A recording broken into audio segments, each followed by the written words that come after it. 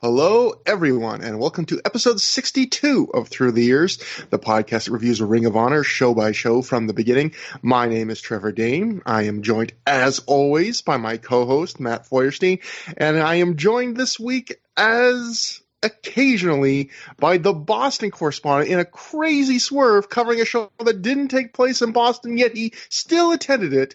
You may know this man from his hosting of the 5-Star Match Game on the Voices of Wrestling podcast network, a show that has ruined my reputation among a small corner of the internet. You may know him from Joe versus the World on the Cubsfan.com, one of the great early wrestling podcasts. You may know him from his Fun Time Pro Wrestling Arcade series of videos on YouTube revealing wrestling video games, the bane of my existence, Joe Gagne. It is great to have you back. Joe, how are you doing? Thanks. What a treat. What a treat to be here on a Saturday night. Yes, thank you for rushing it by our standards to get this one in. Thank you so much, Joe. As always, I know it's I always feel guilty whenever we have a guest because it's usually a Saturday night record, which, you know, and they have homework to do beforehand. Exactly. But if you want to hear the results of all that homework we make guests and ourselves do, we have 61 other episodes on our own podcast feed that is on. If you just look up ThROH The Years, ThROH, on any of your favorite podcast services, or we are still on the Pro Wrestling Only Podcast Network, where if you want us with a bunch of other great shows, if you want us not to just be, that's more like having us in the proper context with a bunch of other good shows, where our feed is just like if you're eating mashed potatoes for dinner and nothing else. And sometimes you just want mashed potatoes for dinner, but sometimes you want to be a civilized human being. But apart from that quick plug, we only have one. The show we're covering today, it's one I've been excited to cover because it's such a weird show with a lot of stories in it. But before that, we always try and cover the stories that happen between shows. And really, this time, guys, we only have one story, and it's barely even related to Ring of Honor. But I thought it was kind of interesting because the show we're covering this episode is Best of the American Super Junior, which is Ring of Honor, a company that was born out of Philly, doing a show in New Jersey. But about a week before the show happened, there was a Jersey All Pro Wrestling promotion based out of New Jersey did a big show in Philly, one of their biggest shows ever. And there's some couple kind of interesting matches from a Ring of Honor fan podcast perspective. So I'll just go to the Observer for the report. Jersey All Pro Wrestling ran its 100th show in its history and its first show ever at the old ECW Arena in Philadelphia on March 26th. The show drew 500 fans, which included Samoa Joe beating Low Ki via pinfall with the Muscle Buster. That match had been avoided in Ring of Honor over Low Ki's reluctance to do a job for Joe. The main event was a wild cage match with Teddy Hart and Jack Evans beating Homicide and B-Boy to win the JAPW tag titles in a cage match. Among the highlights were Hart doing a shooting star into an ace crusher, a moonsault off the top of the cage to the floor, a moonsault off the top of the cage in the ring, and Evans doing a phoenix splash off the cage. Hart juiced from Homicide's fork, and then the lights went out. Low Ki tried to climb into the cage, but Jay Lethal pulled him down and made the save. Evans was then quote-unquote injured, leaving Hart to get destroyed by both men. Jim Neidhart, unannounced, did a run-in and helped Evans and Hart win the belts using the old Heart Attack finisher and ending with the three in the ring playing the Hart Foundation theme music. Hart got a gigantic crowd reaction. Homicide had beaten Lethal early in the show to win the JAPW World title, vacated when Dan Moff vacated it. So, guys, first off, again, I think we mentioned this last time, but it's kind of funny that Homicide gets to win the title vacated by the running away, fleeing Dan Moff. But also, one, that main event just sounds insane with a Jim the Anvil Neidhart run into a crazy Teddy Hart cage match. But also, Matt, the thing that's always weird is we've talked about before how it's crazy that we kind of always wanted to see Low Ki and Samoa Joe one more time. If, there was always reports that, Ring of Honor couldn't do it or were scared to do it maybe because of the fear that Low Ki wouldn't lose to Samoa Joe. Yet here and this is kind of reminiscent of when Low Ki had his first big falling out with Ring of Honor, where the story was he didn't want to lose to Homicide in a match they were building to. He wanted to do a 20-minute draw, and then they go do the match somewhere else, and here again they can't do it in Ring of Honor, but they do it here, and Low-Ki apparently even loses to Joe. So it's very weird. Yeah, it makes you wonder if, it wasn't just Low-Ki. You know what I mean? With the issues with ROH. Obviously he has his reputation, and it's not just in ROH, but, you wonder if it was like kind of more of the mix of personalities involved in putting things together rather than one individual. You know what I mean? Also, just hearing those results, it makes me remember how much crossover there was at the time between like a lot of the big indies in America. Mm-hmm. Just like how many of the shows in one indie really feels like they could be a show in another indie. And, the show that you just described, a lot of that stuff almost feels like it could have been like an ROH show from 2004 in a different universe. Yeah. And you sometimes you see this. You saw the same thing at the time in IWA Mid South. Sometimes at a certain points, even CZW had a lot of crossover. PWG did. Just interesting how much at the time a lot of these big indies were using the same guys in similar combinations. Absolutely. But I guess we should just get to the show proper because there's a lot to go into on this show. So the show we are covering today is Best of the American Super Juniors Tournament. It took place April 2nd, 2005 at the Convention Hall in Ashbury Park, New Jersey, in front of a reported crowd of 500 fans. So the first big story about this was just that this was the first Jersey show that was not done in the Rexplex, and we'll go to the Observer for the reason why. Dave Meltzer wrote it at the time. The biggest news is the closing of the Rexplex in Elizabeth, New Jersey, the site for the company's biggest shows. The company got zero notice about it happening, even though the building itself filed Chapter 11 bankruptcy protection back in October.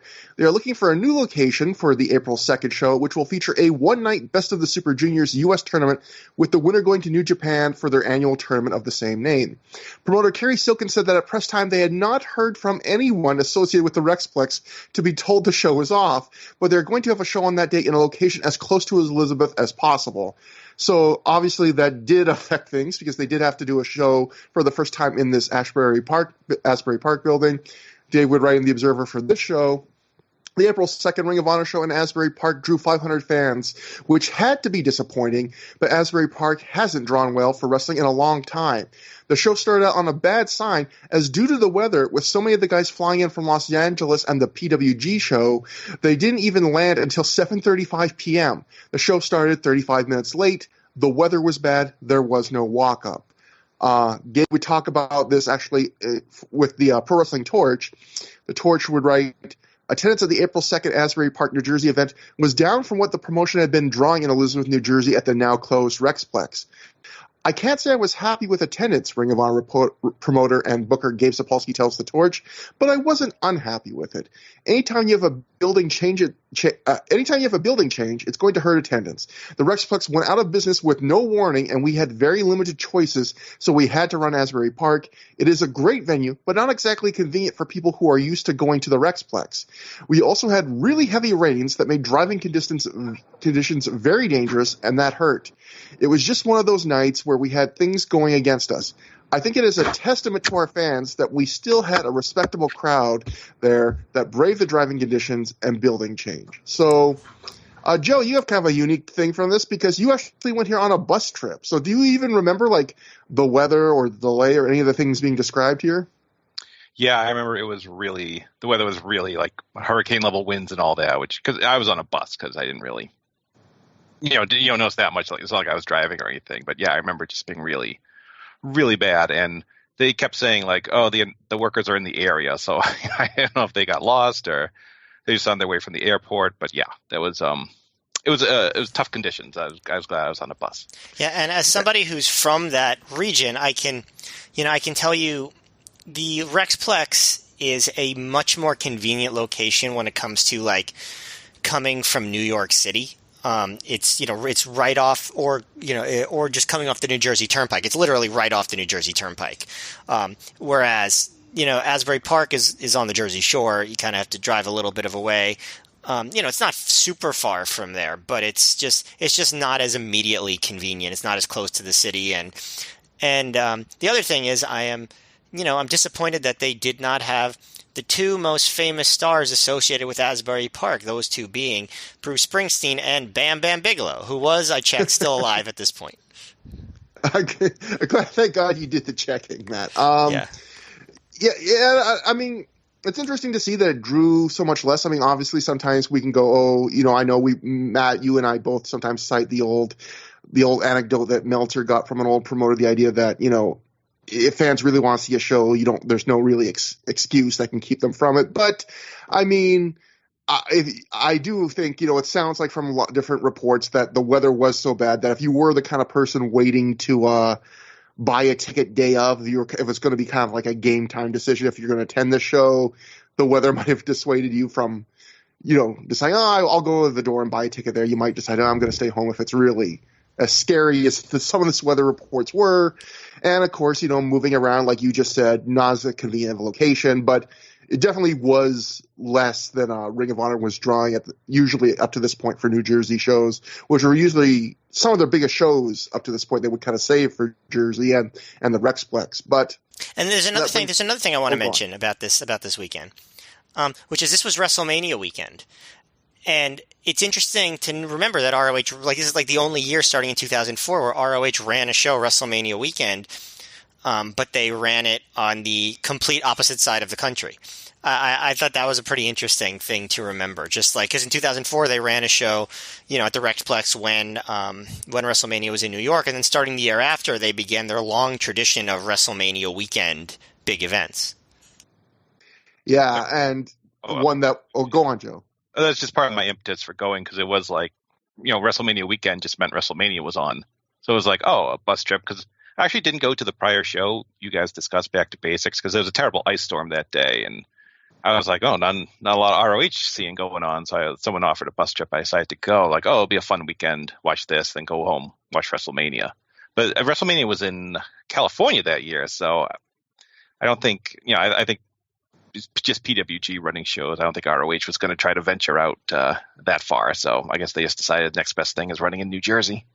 Yeah, California was always like, Ring of Honor would kind of expand their footprint as they got bigger, but California was always the thing you would see people on the Ring of Honor message board like, oh, look, PWG runs California, when is Ring of Honor going to run California? And I think, the acknowledgement was, while there is some talent in California that we might be able to save a plane ticket on, it would be a big cost to fly everybody to California for like a weekend of shows. And I don't know if they ever could have pulled that off, but maybe with big enough shows, but then would it still have been financially viable compared to what if you just ran those same big shows in New Jersey and Chicago or something, I'm not sure. But so this show, it is a very tight editing fit. We've seen some tight editing before with Ring of Honor where to get under the 3-hour DVD limit, they would cut out some entrances. Most entrances on the show are cut off. In fact, a lot of matches start basically like a second before the bell rings, so it's a very abrupt cutting.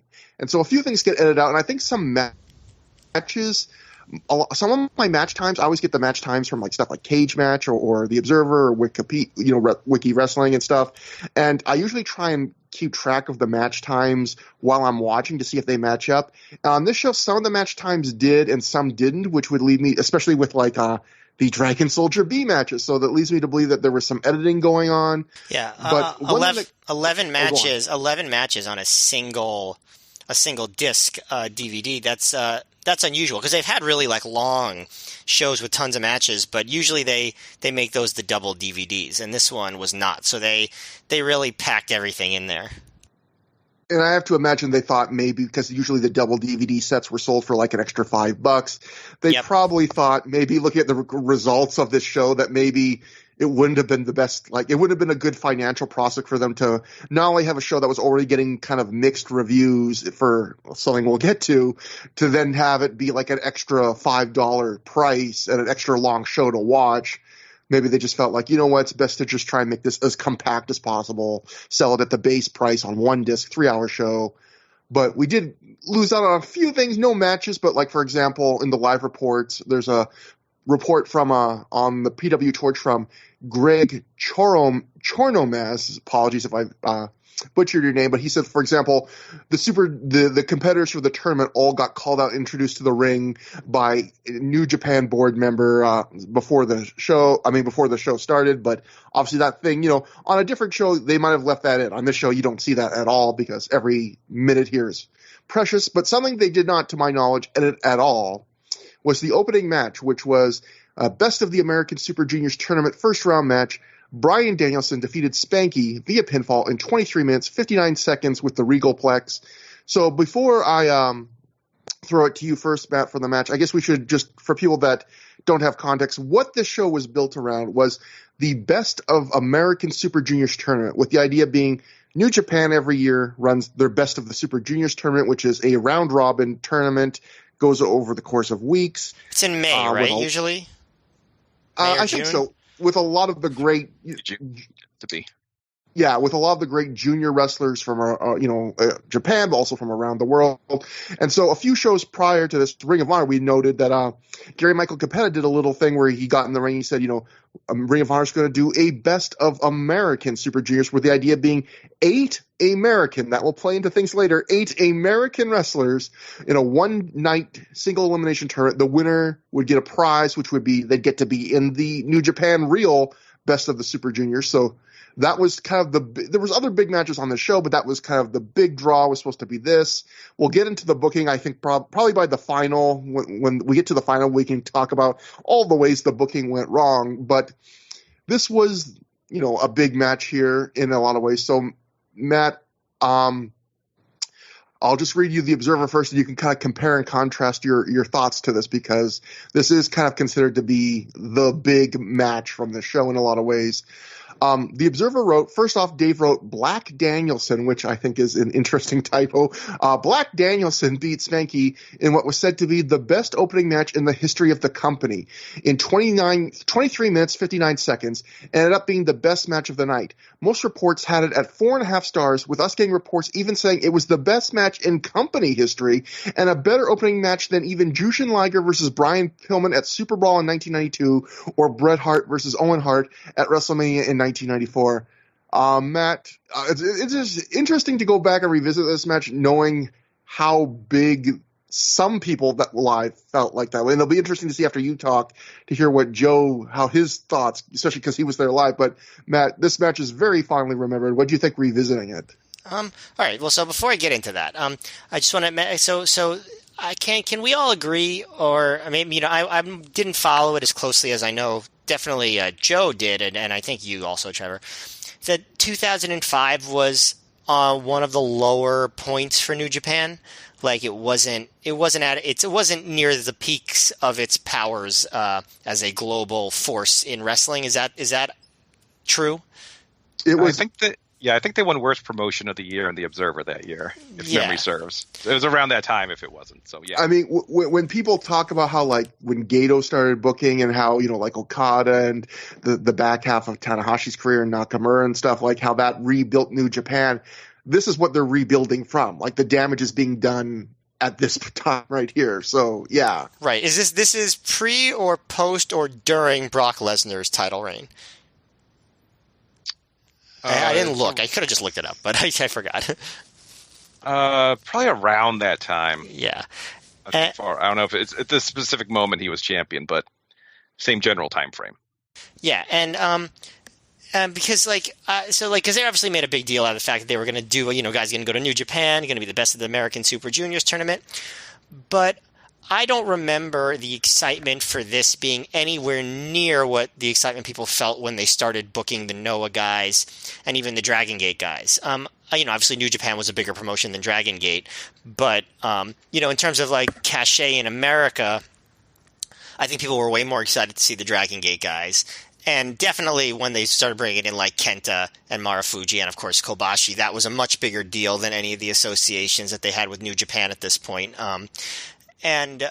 So I guess what brings me to my question was this considered, like, Joe, do you remember feeling like this was a really big deal when you went to the show? Like, oh man, the best of American Super Juniors are going to get to the Super Junior, Best of Super Junior tournament. Like, did this feel like a big thing, or was it just like, oh, a bus trip to an ROH show, let me check it out? It felt kind of big. It felt like there would be important ramifications, because I was a big fan of Japanese wrestling at the time, and follow New Japan, and I was like, oh, something I'm going to see live will have ramifications down the road in New Japan. A company with, not great at the time, but certainly a very rich history. So, yeah, to me, it was a big deal, but you're absolutely right. The things like Noah was a much bigger and hotter company at the time, they started bringing them in. Right. And felt a lot hotter than this show did. All right, makes sense. Yeah, I would just say, like, from someone just an outsider, I don't really have really strong memories of the show except kind of the reaction to it. But if you look at it, all those other examples you gave, Matt, of it working better, those were all like big Japanese stars coming to work Ring of Honor. I think the difference here is, apart from one piece of talent, Dragon Soldier B, which I think we'll talk about later, actively detracted from the show, this show was different than all their other kind of workings with Japanese companies in the sense that they didn't really get anything. Like, they book all this talent other than that one person is made up of ROH regulars. Like, there's no, you look at the roster for the show, it's just a standard 2005 Ring of Honor roster with one bad ingredient added to the mix. So right, and Black Tiger being a regular ROH guy who has a New Japan gimmick. Yeah.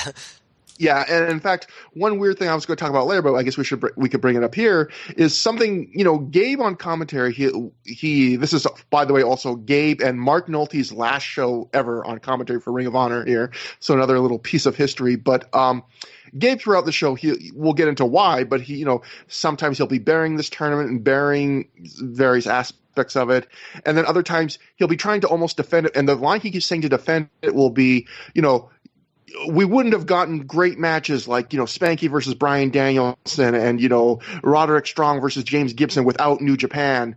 And it's like, that felt really like a stretch to me because, again, all of those matches are Ring of Honor regulars wrestling each other. There are matches Ring of Honor could have done on any show without this conceit of a Best of American Super Junior tournament for New Japan. Like, we had literally already seen Spanky and Bryan Danielson, I think, on the third Ring of Honor show. We would see Roderick Strong versus James Gibson again for Ring of Honor later in the year, having nothing to do with New Japan. So, but that was his one defense during the show. He kept saying, we wouldn't see the great stuff like Black Tiger without this tournament. We wouldn't have seen Spanky versus Bryan Danielson. And it was just like, I think we could have. Hey, sometimes you got to kiss a little ass, Yeah, I understand. Yeah.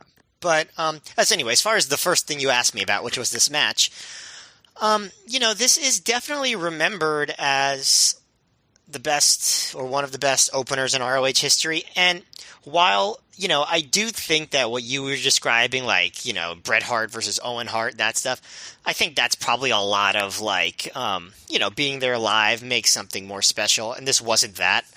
But at the same time, can you think of an ROH opener that was as good as this one up until April of 2005? I would say absolutely not. No way. I would say before this, you had the Punk versus Homicide match from ROH Gold. That would probably be my favorite opener. This was better than that. I thought this was a great match. It wasn't, it was great. It was a great match while still being an opener. There wasn't this emotional intensity. The match didn't feel like it had a lot of gravity, but it did feel like, there was drama. They worked hard. The execution was great. I thought Bryan Danielson looked really, really, really good here. His selling maybe wasn't as good as it is on his best days, but his offense was fantastic. Spanky sold really well. I think Danielson, he was pretty dominant. It wasn't as back and forth as I remembered, but it had a good flow. It was pretty long. It didn't feel super duper long. So that's a good thing. But some of the specifics that I noted, at the beginning, Gabe called Asbury Park a ghost town, which, it makes sense for that a Jersey Shore town would be a ghost town in like early April, because those places, they really come alive in the summer. And anybody from there, I'm not saying they're not worth going to in the winter time, but the summer is a big time for the Jersey Shore. Also, I know that Asbury Park had a rep for many years of sort of being in a downtrodden city. So, fun fact about Asbury Park, or very sad fact about it, I don't know. So I'm a Bruce Springsteen fan. I mentioned him already, but he has a song called "My City of Ruins," which became famous when he sang it at the telethon right after 9/11. My city of ruins, come on, rise up. But the truth was, even though that song sounds like it was about 9/11, it actually was written about Asbury Park, like the year before that, just about how it was like a town that needed to kind of rise from the ashes a little bit. And from all accounts, at least at some point in the years after this, it kind of did. But I don't know what state it was in 2005. But Gabe called it a ghost town. I'm sure that the bus, Joe, didn't give you a deep tour of the city of Asbury Park, but that's what Gabe says about it. I think Gabe was probably. Oh, sorry. I was just gonna say. I think Gabe was probably trying to do the ghost town thing, just because I guess we should mention that this building was an interesting looking building where it had it was better lit than it wasn't in total darkness like most recent Ring of Honor shows, and you could kind of see it. There's big bleachers, and there was a bunch of empty seats in the bleachers. So I felt like that was almost Gabe trying to say this is why you see empty seats. Yeah, I mean, I noted that too. So this is the same building that they had ECW Living Dangerously in 1998 and 99. And it's interesting to see them in a bigger building that they obviously couldn't fill. They had to go there because that's where they got to go. They didn't really have much of a choice. But because of that, there were obviously empty seats. I guess they couldn't set up the camera in a way that just didn't show that. But yeah, you could definitely it definitely looked familiar. If you remember those ECW shows. But Gabe also he did the same thing he did in at Back to Basics, where he was oh yeah, what could possibly go wrong? This tournament's going to be perfect. And then Nolte says, as a Boston Red Sox fan, you should know better than to jinx things. Which I have to say, as much as Nolte can be annoying sometimes, I thought that was a cute line. Yeah. Also, Gabe called the 2002 Spanky versus Danielson match from ROH a classic. Trevor, I don't know about you, but I remember it differently. That's a little bit of an overuse of classic. Yeah, there's just that's too many classics. But they do an extended feeling out period. Danielson gets pissed off because Spanky keeps knocking him out of the ring, so that gets him a little bit more aggressive. And then one of the big moments of the match comes pretty early, where Spanky whips Danielson into the corner, and Danielson does his walk up the ropes backflip, but he follows it with this really big stiff kick to Spanky's chest, which the crowd goes nuts for. Mark Nolte goes nuts for. It was just a really memorable kick. I don't know how to describe it. Just looked really cool, and the timing was great. And I thought that was a lot of Danielson's offense. He does a perfectly executed surfboard and rolls him back, keeps brutalizing him with kicks, and gets more near falls. Spanky comes back, hits a tope onto Danielson, and he tries to springboard back into the ring, but Danielson catches him in a Fujiwara armbar and locks on the cattle mutilation. And Danielson won't release it in the ropes, and he actually gets in Todd Sinclair's face after he finally breaks it. It really feels like the story here was Danielson just being extra aggressive, and I don't know if it was supposed to be the motivation for the tournament, or because he's in homicide mode, where he's just super aggressive. At one point, Danielson goes after Spanky's arms, and he's wrenching them both back, and you can actually see Spanky spit his gum onto the canvas, which made me wonder, why do wrestlers chew gum while they wrestle? It feels it doesn't feel I don't know, chewing gum for a really long time when it has no flavor, that's not fun. There must be some reason, because I see that a lot. This is a rare double gum spit match, because Matt, did you notice that earlier Danielson takes a big leg lariat from Spanky, and then he spits out what I thought was either tooth or a gum, and then later I see the Spanky spot, and then I thought it's got to be double gum chew and double gum spit. Maybe did they agree before the match? Hey, let's both spit out our gum. It'll be a fun gum kind of match. They call that double bubble in kayfabe terms. It's a double exploding bubble match. Every gimmick has to be exploding now. But a lot of my notes are just wow, he's really aggressive, really aggressive. At one point, Danielson even locks on as far as a mid-match submission hold. You rarely see it, but a really intense hammerlock.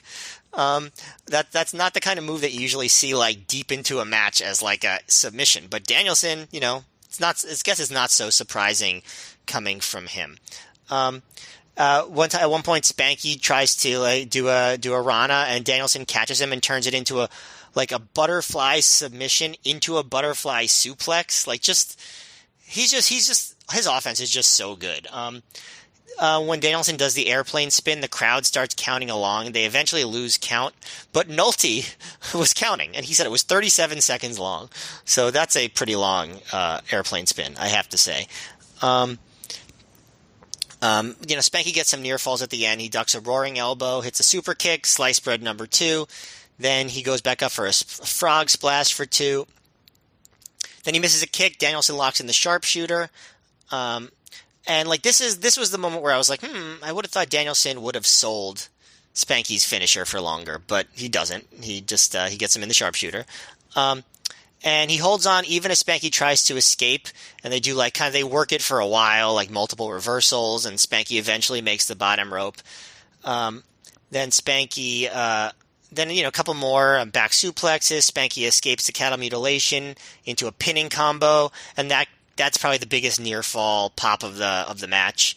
Then they go into their trading forearms. Spanky goes for the slice bread again, but Danielson counters by putting him on the top turnbuckle, goes for another suplex, but Spanky goes for a top rope slice bread number 2, which Gabe notes is how he won in 2002, which is good memory because I did not remember that. But Danielson throws him off, hits a forearm, hits the Regalplex, gets the win.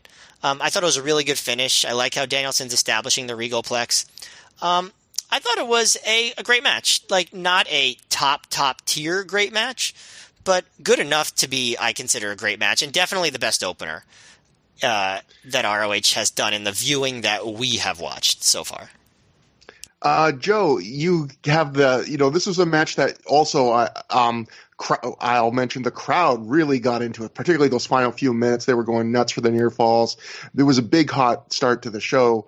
And obviously from those live reports, some fans were absolutely ecstatic about this match. How'd you feel about it live? And did your thoughts change on rewatching it all 16 years later? It's always an interesting perspective when you have someone like you was live and is rewatching it. Yeah, live I was like, that match was excellent. That's in the pantheon of live matches I've seen. I put it up there with Briscoe and Briscoe and Paul London, AJ Styles. Going back, rewatching it, it's probably not that great, but it's still pretty damn great. I mean, it was extra gratifying for me because this match was supposed to be on, I think, the first Boston show, but I think Spanky got signed right beforehand, so I never saw it. So it was cool to see it a couple years later. And it's just Spanky and Bryan Danielson wrestling for 20 plus minutes. And that's not really much of a review, but it tells you all you need to know because they did just a really great match. And just had everything I kind of love about it. They took their time. The pacing was good. Like Matt said, I was surprised how dominant Danielson was. It wasn't really worked like they were equals, which, I mean, they started the same day, so you would kind of think they were. But there's just so many. The finishing stretch is fantastic. I still bit on the cattle mutilation reversal there for the pinfall, even though I knew the ending right there. I appreciated the callback to Spanky trying the super sliced bread. And like you said, the crowd was losing their minds the last few minutes. And, keep in mind the show started late and people who were there had to travel through adverse conditions. So I think extra credit for them for getting the crowd as into it as they did. But yeah, this is just a great match. I would say if you've never seen this, I'd definitely check it out. In fact, according to the Torch, I guess the inclement weather was why this match went on first, because they wrote in the Torch after the show, the show began 35 minutes late due to the inclement weather that day. That's why Spanky versus Danielson went on first. It doesn't say what would have been on originally first, but from the sounds of that sentence, that makes it sound like they made it an audible, like we need a really hot opening because of the late start. And this match, I would say, definitely delivers that. I do think it's a great match. It is probably the best opener in Ring of Honor history at this point. I think it is. I do still have a bit of a soft spot in my heart for Christopher Daniels versus Bryan Danielson from Round Robin Challenge, even though that probably in pure star ratings isn't as good as this match, but that's one of my personal soft spot favorite kind of matches, that even though it's not a great match, it's still, I just really love that match. Yeah, I kind of agree. I think, Matt, you were kind of talking about this match, it doesn't have like the emotional stakes. It doesn't really have even that much of a story to it.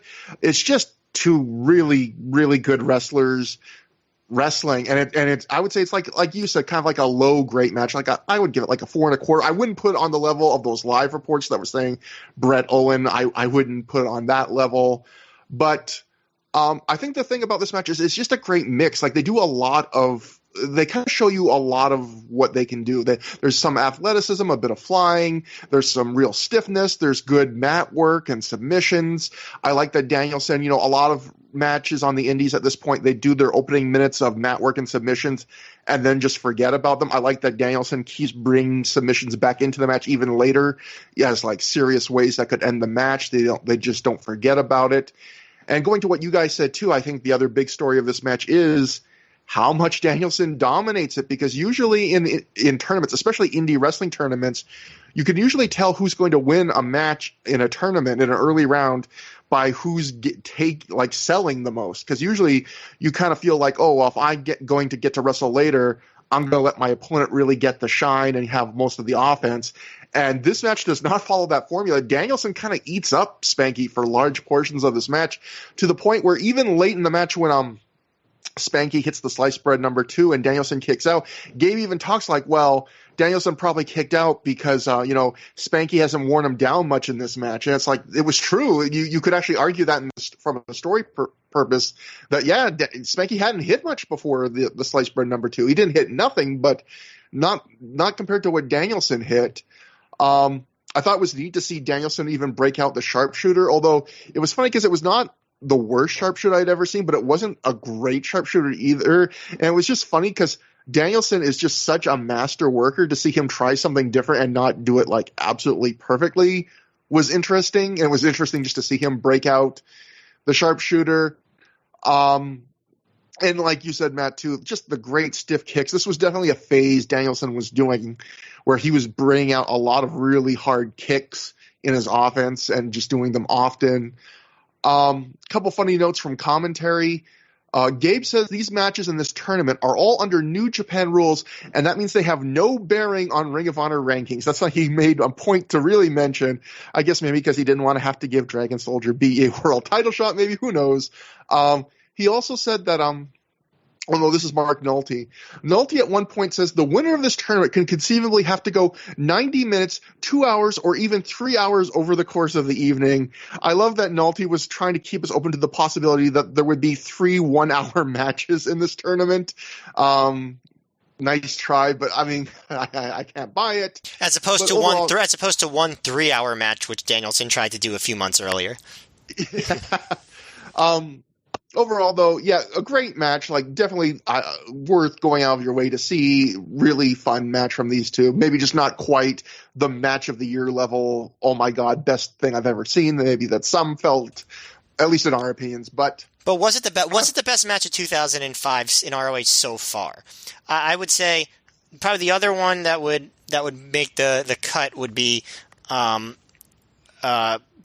versus Aries, the cage match. And I think this match might have been better than that one, but I think I like that one better. It's more impressive to me. I would give Aries and Cabana a slight edge, although of course, if you want to grade, you could say, well, they got to play around with a cage, Right, and it was a main event. It had the world title drama. Like, it was not really a fair comparison, but I mean, if we're just comparing what was more fun, I think that was slightly more fun, but they were both great. Right. I mean, 2005 had just like so many damn great matches in ROH. Like, just wait. Yeah, it's going to be tough going through it at the end of the year. I'm already kind of dreading it, although it's a good dread to have, I guess. Oh, I'm going to see so many great wrestling matches. But spooky. So after that, we go backstage where we see the embassy of Prince Nana, Jimmy Rave, Fast Eddie, Oman Tortuga, but we see a couple new faces. The debuting Mike Cruel, who's I guess kind of being portrayed as their bodyguard, and the debuting Jade Chung. Nana says they had a great time in Ghana, and John Walters is going to be a great governor. He's proud of him, and he should stay in Ghana to run his businesses because he's doing a splendid job of it. That line confused me, because is Ghana a business or is it a country? Because he said he's going to run my business. Yeah, it's weird because he is supposed to run the country kind of. He's a prince. So maybe he means like my business, like none of your business, like that, like in that term, not like literally a business. Maybe you Matt, you have put way more thought into this than I ever have, and I am glad for that. I also put in the thought of, would you consider Mike Krul to be the policeman of the embassy?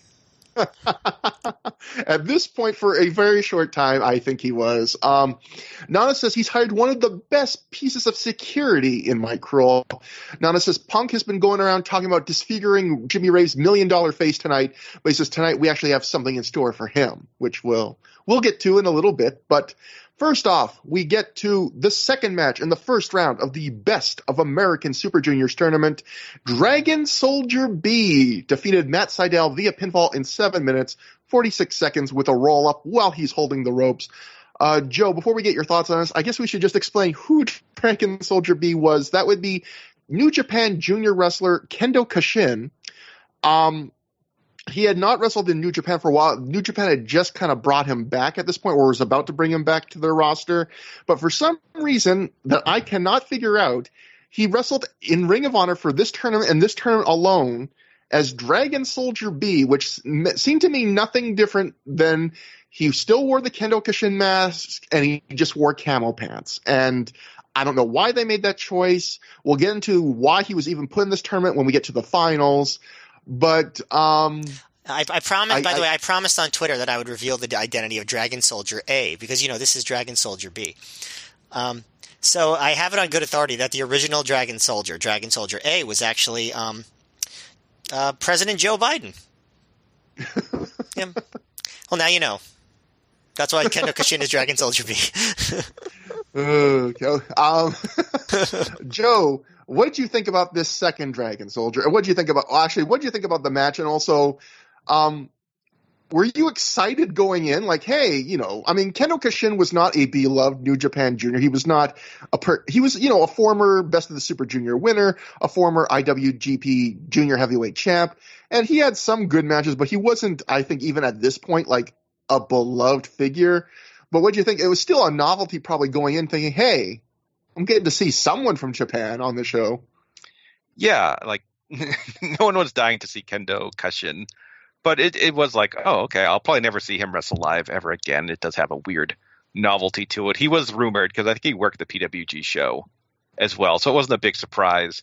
It was funny when Gabe is like, what's up with this guy when he's dressed exactly like Kendo Kashin, and he's like, I'm not sure about this. It's like if someone showed up dressed as Jushin Liger and just called themselves Mr. Wrestling, you wouldn't be like, what is going on here?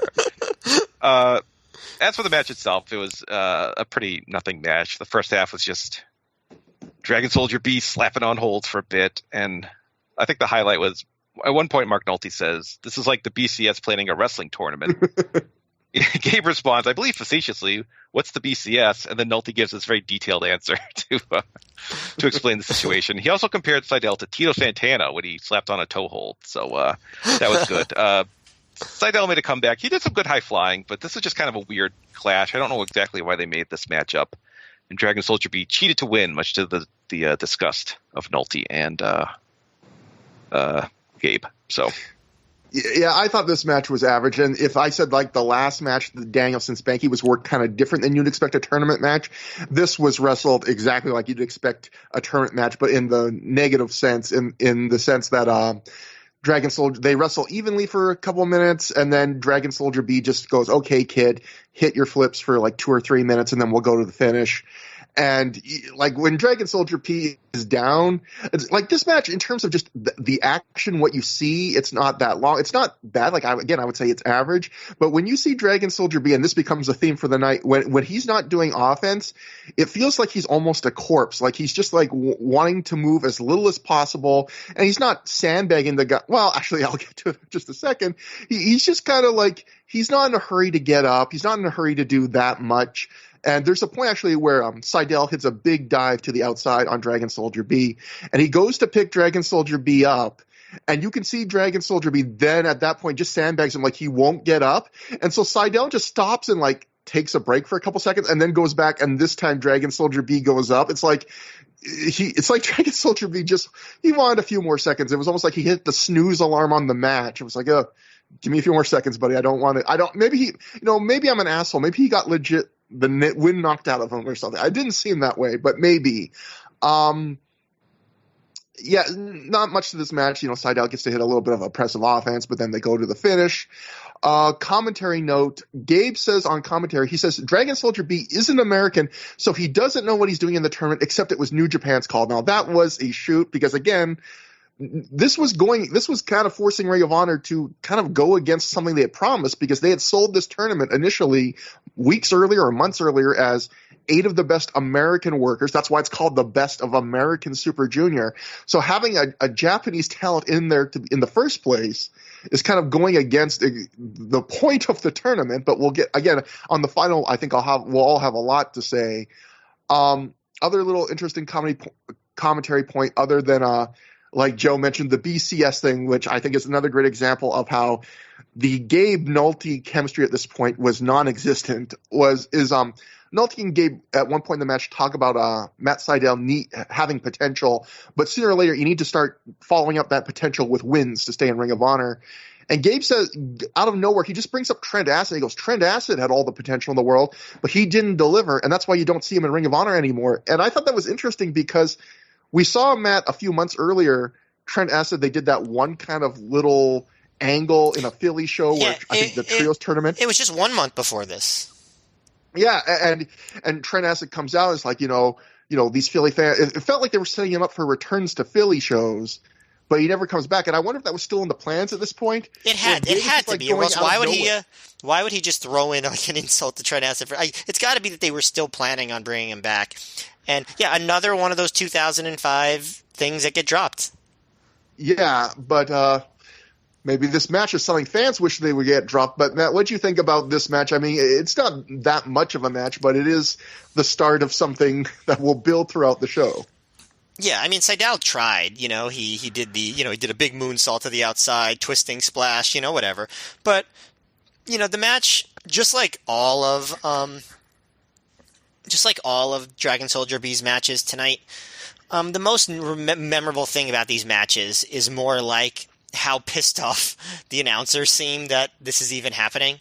Like looking back at it, 16 years later, it's like, okay, whatever, like this is not, these matches aren't good, but it's not like the worst thing I've ever seen. But, you could see how Gabe especially would be really mad about this and having to do commentary over it, just like that he had all these big ideas for this tournament.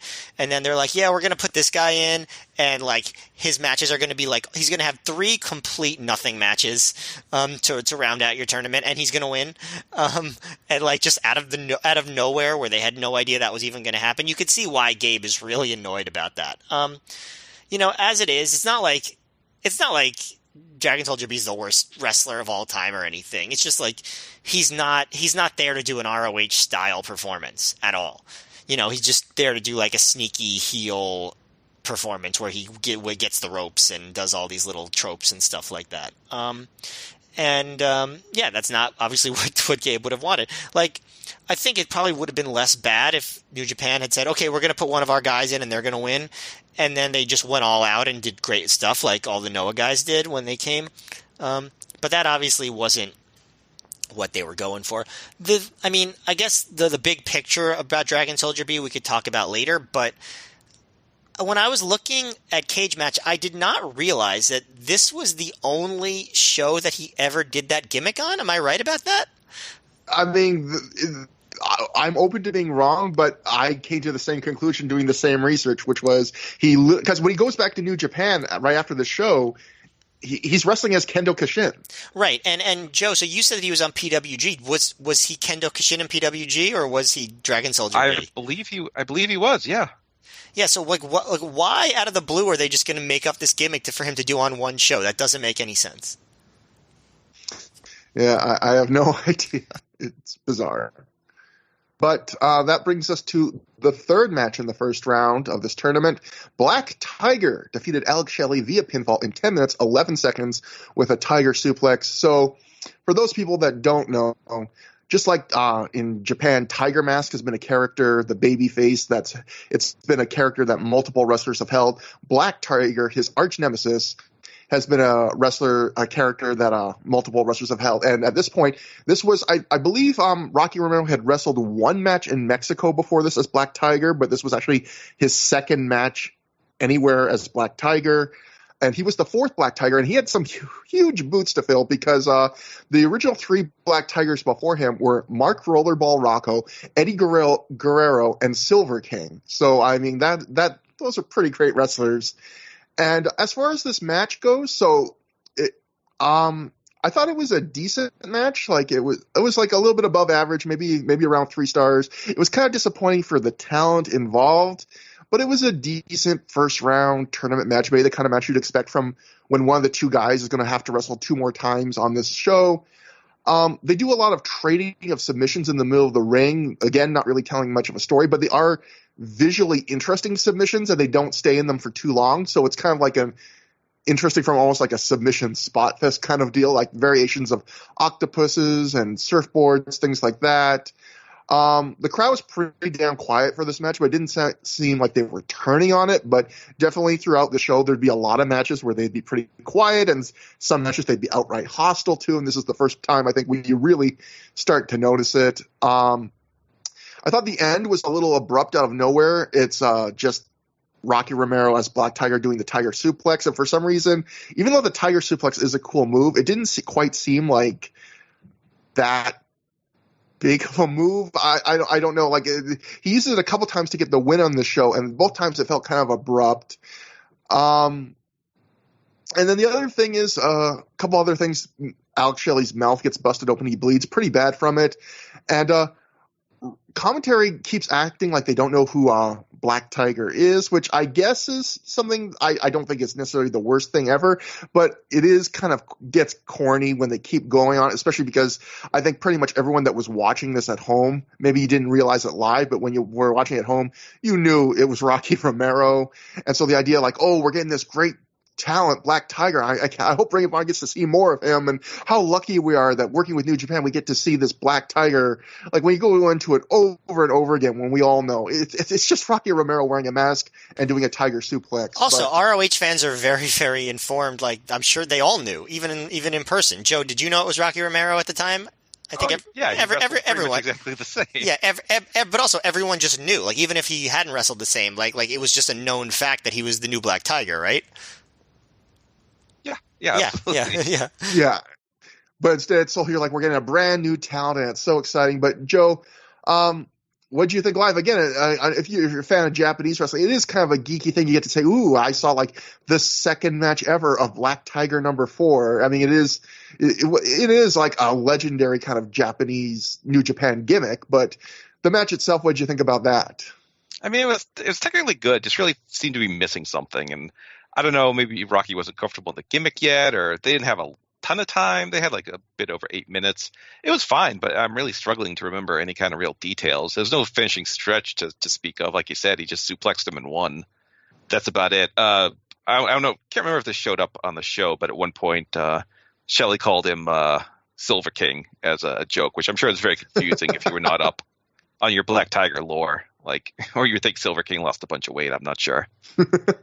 I don't remember hearing that, so maybe that wasn't on the show, but that's pretty fun. That's pretty good, actually. Matt, what do you think about this match? I mean, on paper, you'd think, oh, Alex Shelley, Rocky Romero should be pretty good, and I'm not sure if it got up to that level. What do you think? I thought it was pretty good. I didn't think it was any better than that. But, not every match swings for the fences, and obviously this one did not swing for the fences. By the way, was this one of the matches that was shorter than on your on the live reports? Because maybe they just cut out all the references to Silver King. I don't. That'd be funny. They just cut that out. Yeah. Like of all the things to cut on the show, that's what they cut. Well, he called him Silver King 17 times, so it actually does take up a couple of minutes. There was this one point where we got on the mic and just said Silver King over and over and over again, and they were like, we don't need this. No, like I actually... they obviously Black Tiger and Rocky Romero, they do wrestle the same as they are the same person. But I did think that Black Tiger did a little more of the mat stuff. Like I thought he kept up with Shelley pretty well when Shelley was doing his wacky submissions and stuff, and I enjoyed that. So I thought the match was solid but unmemorable. It was just like like you said, the crowd wasn't very into it. I don't think they were trying to have a special match, which is fine, I guess. But I thought both guys looked good, like in terms of like their work. I can't really have anything to complain about as far as execution. I just thought that there wasn't a lot of I don't know, just wasn't a lot to the match. I guess they just did stuff. It was it was sort of like, because Shelley's a big character in ROH at this point, and in this match he just kind of seemed like a guy. Like he just seemed like any like undercard guy. Like he didn't have the air of being a top guy, which he had been pretty close to being one of the top guys in the company for the past year. And you really wouldn't know that from watching this match. He didn't come off like a star, even though this is sort of his return match after a month away. So that's noteworthy. The one time he showed his personality was when Black Tiger took him down with kicks, and then Shelley just jumped up and yelled "fuck you" and beat on him some more. They also at one point Gabe was talking about how Shelley was apologizing to people, and nobody's accepted Shelley's apology. But didn't Punk sort of kind of accept his apology? Basically, he made a big show of it where he was he's trying, and he was basically got the crowd to give him a hand, and I mean, right. Yeah, they seem to go back and forth on that storyline. Commentary does on whether we're supposed to think that Shelley's being earnest, or is he being not really genuine, and right. do the fan? Yeah, it's just weird. Yeah, but that's we're down to one last match in the first round of this tournament, and Matt, I know you were saying let me go first, so I'm excited to hear why you what you have to say about this match, because this match is James Gibson defeats Roderick Strong via pinfall in 14 minutes 17 seconds with a roll up. Matt, take it away about this match, final match of the first round. Yeah, I remember this being a good match. I'm not going to come here and say this was a total shock to me. I remember this being a good match, but this match really is big time hidden gem territory for me. I don't think this match was as good as the opener, but I think I enjoyed it more. I just was so impressed with what they did in the match. Just as far as Roderick, he really had the chance to kind of dominate and work over Gibson's back here. That was the story of the match, and which makes sense because he's the Messiah of the backbreaker, and then Gibson just selling the back in just a really brilliant way, and I just loved it. So to start off, Nolte again called Roderick Strong a policeman, and then he goes, "But whose policeman is he?" Wondering if he's softening Gibson up for Aries or for Homicide, because maybe Homicide will win. So the policeman plot thickens. You don't know who's he's policing for. Never mind. Who polices the policemen? It's like Watchmen. Yeah, who watches the Watchmen? Exactly. They're going to do a reboot of this match next year. It's going to be a totally different. I don't know what I'm talking about. Anyway, so Roderick, he gets a chance to try to match Gibson on the mat, and he's definitely not as smooth as Gibson on the mat at this point, but he holds his own. But he takes some time to just club on Gibson, and then they speed it up, and Gibson takes him to the outside with a big running forearm and a tope, and they do this forearm exchange, and Gibson does a low drop kick, and then he goes for a follow up, but Strong catches him with a backbreaker, and that gets Gibson to roll to the outside, and then on the outside, they do the normal thing that they do in ROH when they go to the outside, which is just run your opponent into the guardrails repeatedly. And at one point, Strong actually takes a chair and presses it to Gibson's back, but he doesn't hit him with it. I'm like, is that legal? Are you allowed to use a chair as long as you don't use it as blunt force? I don't know. I don't think so. But Strong picks up Gibson, repeatedly runs him into the post, and that's really when Gibson starts, selling the back big time. He tries a body slam, but he can't do it. And Strong is working over Gibson pretty aggressively. Nolte, his commentary is good. He's putting over how intelligently Strong is working the match, but he's just yelling too much. Nolte, I think when he really goes wrong is when he starts to yell. Because, I just don't think that's him. I think when he does the the strategic kind of calm analysis, he can be good in the right kind of match. But when he tries to be Jim Ross, it's just like, no, dude, like that's not your thing. But so that was like the one negative of the match was how like Nolte would yell to try to sell stuff. But like Roderick kept dominating. He like Gibson hit the ropes. Strong caught him with a big drop kick to the face, like a really nice drop kick. Strong got the camel clutch on. They do another forearm exchange, and then Gibson gets the swinging neck breaker, and he comes back with a brain buster, hits a top rope Rana. But, after each offensive move, he's very, very diligent about grabbing his back, making sure that everybody was paying attention to that. There's one really cool sequence that I just thought was just like a really these are good wrestlers that they could put this together. So Strong slingshot Gibson, but Gibson, he lands on the second rope.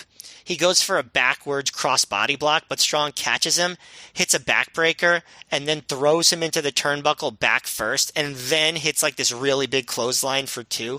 It was just I don't know how to explain it. It was just it was intricate enough to be impressive and super well executed. Lesser guys wouldn't have done that sequence that way. So Gibson gets a few more near falls, gets a crucifix. Roderick comes back with the double knees, followed by the big, now the sick kick gets for 2. Gibson got the double underhook, DDT into the front guillotine, but Roderick, he hangs on, he stands up in the choke. Gibson flips over into a sunset flip, but Roderick turns it over into the stronghold. And this time it's like the real stronghold with the knee to the back and everything, still unnamed. But it's a big, the crowd really reacts to it because they've been working on the back the whole time. And Gibson really struggles to the ropes. Strong pulls him back to the middle, and Gibson reverses into a sudden roll up to get the win. And that's a really good flash finish because, you could tell Strong really deserved the win, but Gibson was the veteran and kind of pulled it out. If you're looking for a Roderick Strong breakout match, this is it. It's just super well put together. Obviously Gibson, was the glue to the match, but Strong's offense was really well done. He held, he held on with Gibson the whole time. He played his part really well. This is the first match where he really looked to me like the Roderick Strong that, we all came to know and consider one of the best. And I also thought this was Gibson's best match so far. This is where you could really see what a special talent he was. Despite the really giant Confederate flag he had on the back of his trunks. I'm trying really hard to put that out of my mind because it just looks so bad in 2021. But as far as just the performance, I thought they were just both fantastic. I really love this match. Joe, what did you think of this? No, this is a really strong match, if you'll pardon the puns. Very, very good. It allowed both guys to do what they do best. That's backbreakers for Roddy and selling for Gibson. Like Matt said, the story's real good. Roddy gets to look like a monster, and Gibson gets to win because he just outmaneuvered him. He's the veteran. And I appreciated how productive this match was because it not only played into the story of the tournament, it also played into Gibson's upcoming title shot against Aries. And a real funny commentary line is they're like, well, whoever wins this match has a ticket to the finals because Dragon Soldier B had to cheat. So, it's in the bag. And the usual subtlety hammer of Ring of Honor commentary. But no, this was another very strong match on the show. So you would say that Roderick was a very successful policeman for setting up Gibson for that match Sure. with Austin Aries. Yeah. Yeah, speaking of the subtlety hammer on commentary, Gabe also then immediately after the Black Tiger match is like, it's pretty funny that Rocky Romero isn't here tonight. It's like, okay, Gabe, we get it. But I probably didn't like the match, maybe a slightly less than you, Matt, but I agree this is a really good match. I would say 3 3/4 stars, right below 4 stars for me. It's really good. And both these guys look. I thought Gibson is kind of. One of the things I wrote in my notes is the show recently where we covered Homicide versus Roderick Strong, and we talked about how the match wasn't terrible, but wasn't that great, and it felt like that was a match kind of designed in the booking to be like a breakout for Roderick Strong. I wrote in my notes, this is what I think Gabe probably hoped the Homicide Roderick Strong match would be for Roderick Strong, because I think not only is this a really, really good match, I think Gibson is just a perfect guy stylistically to make Strong look good, because Strong has so many like cool backbreakers and kind of power moves and stuff where they look cooler if his opponent really gives a lot of weight to them, where if it's a match where it's really action packed, where they're doing one of those spots every 7 seconds, like it'll be a really fun match. But if you do like Gibson does, where you're really focusing on selling and stuff, Roderick Strong ends up looking like a killer. And I think Gibson really does that well here. Like, the match, obviously, like you guys said, it all hinges on Gibson's back getting hurt and Strong working it over. And it all starts with just one backbreaker.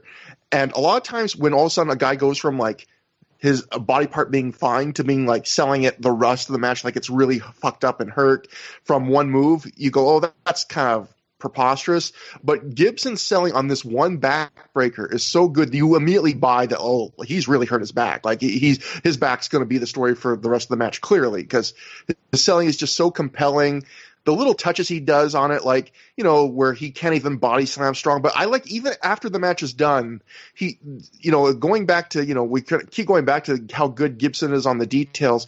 When Gibson has won the match, he's lying on the mat in pain, and the ref goes to like raise his arm while he's lying on the mat, and he like pulls his arm away and winces like, ow, it hurt you just for you to try and like move my arm. That's how screwed up my back is. And I love that, like, even when the match is over, he's still thinking about the little details like that.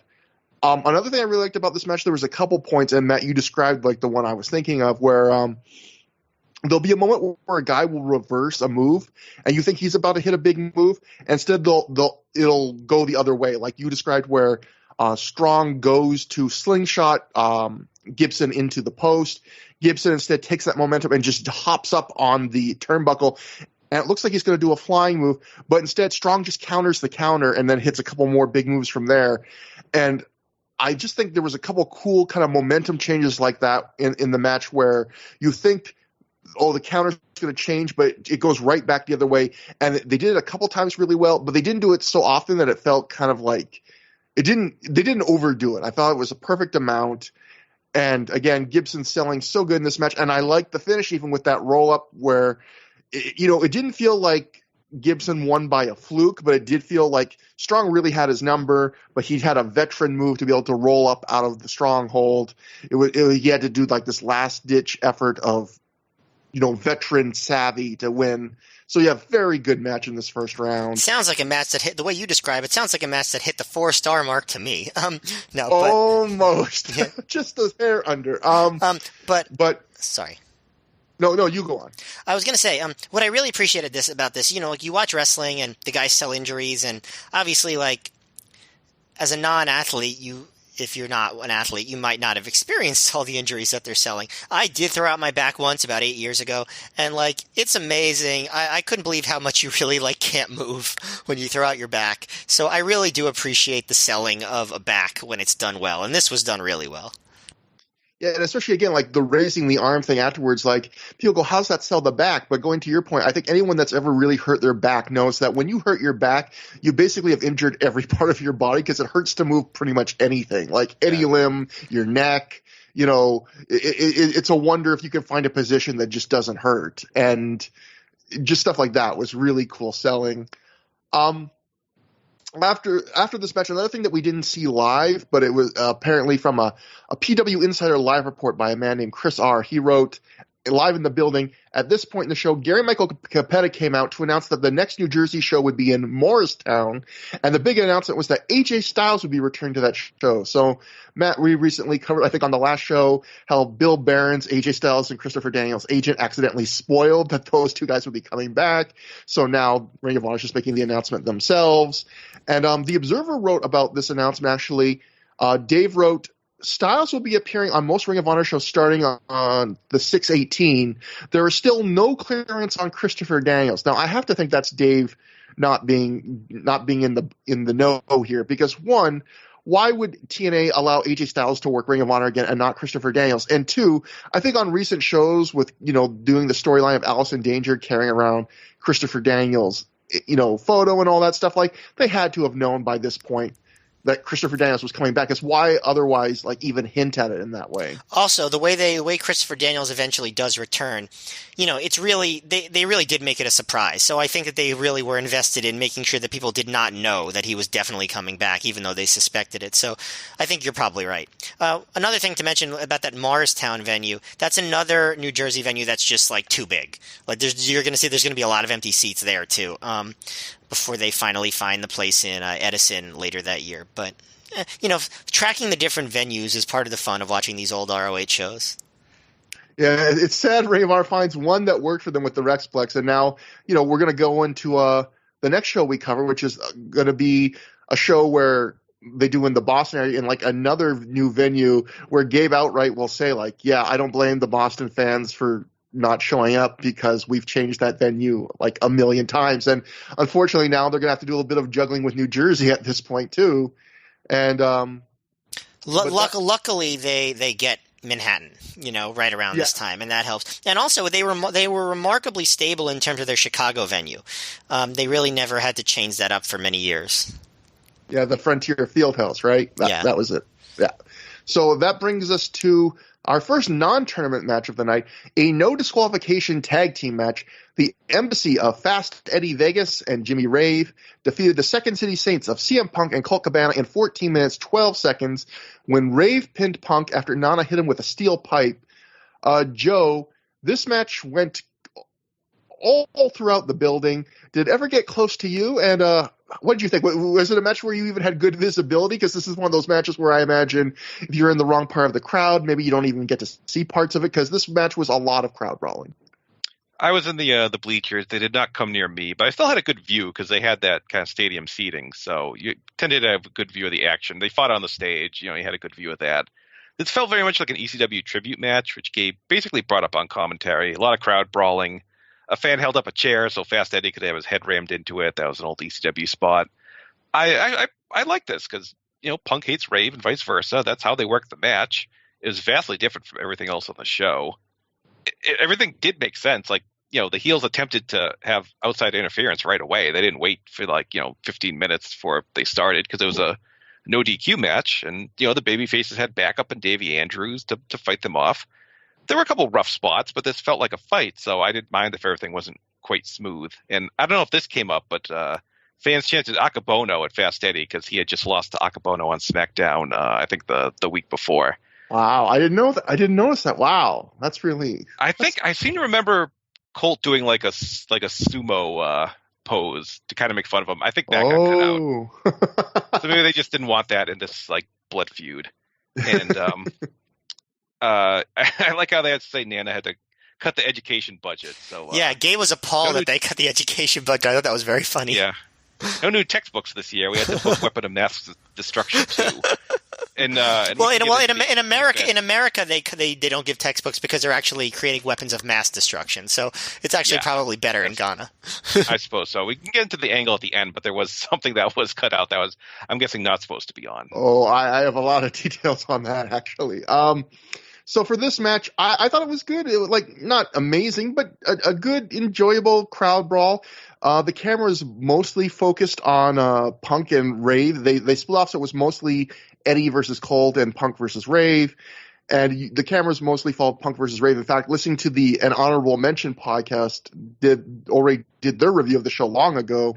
And I think Shane Hagedorn is one of the cameramen of that day. He noted that when the brawl split into those two sides, both camera handheld men followed Punk and Rave because they were worried about what would happen if one of them didn't get the footage or something. So rather than try and keep up with both brawls and then edit it together, instead they both just kind of stuck with what they thought would be the more important brawl in the match.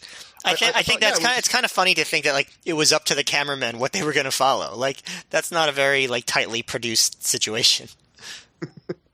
I thought overall, again, it was mostly just Punk and Rave brawling, but I thought the brawl was enjoyable. And like Joe said, it was refreshing on the show because it was the one match that was really like that on the whole card.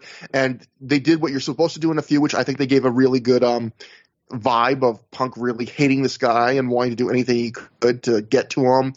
At one point they brawled onto a stage because there was an elevated stage at the end of one part of the building. And I always love when wrestlers brawl on a stage. It's just a cool visual.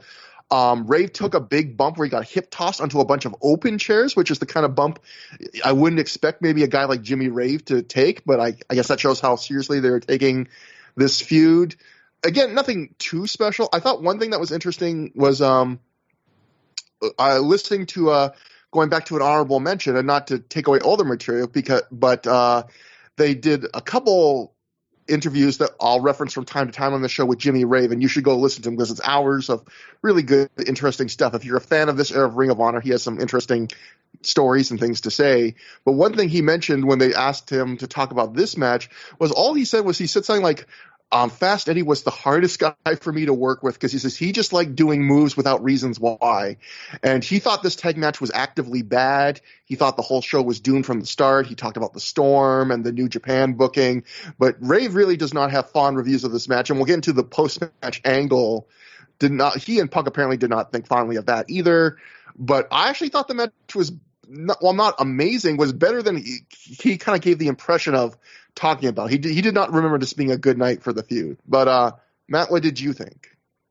It's not really my thing, this match, but they kept it moving. Like there was, it was never like dead, or dull. They ran, there was a lot of literal movement and just a lot of stuff going on. So I guess that's kind of what you want in a match like this, right? I wonder if Gabe specifically said, let's do an ECW style brawl here to, as in honor of the ECW pay-per-views. Because Gabe during the match actually references the old pay-per-views in this building. And I actually remember, some of the New Jack dives from this building. I think there was, at Living Dangerously 98, it was him and Spike Dudley, and they dove off a balcony together. That's but as far as the match, you gave most of the highlights. Some of the other highlights that I noted. Gabe says that Walters has given up his wrestling career because he's going to stay in Ghana and be a governor, which is just like, wow, giving up his wrestling career.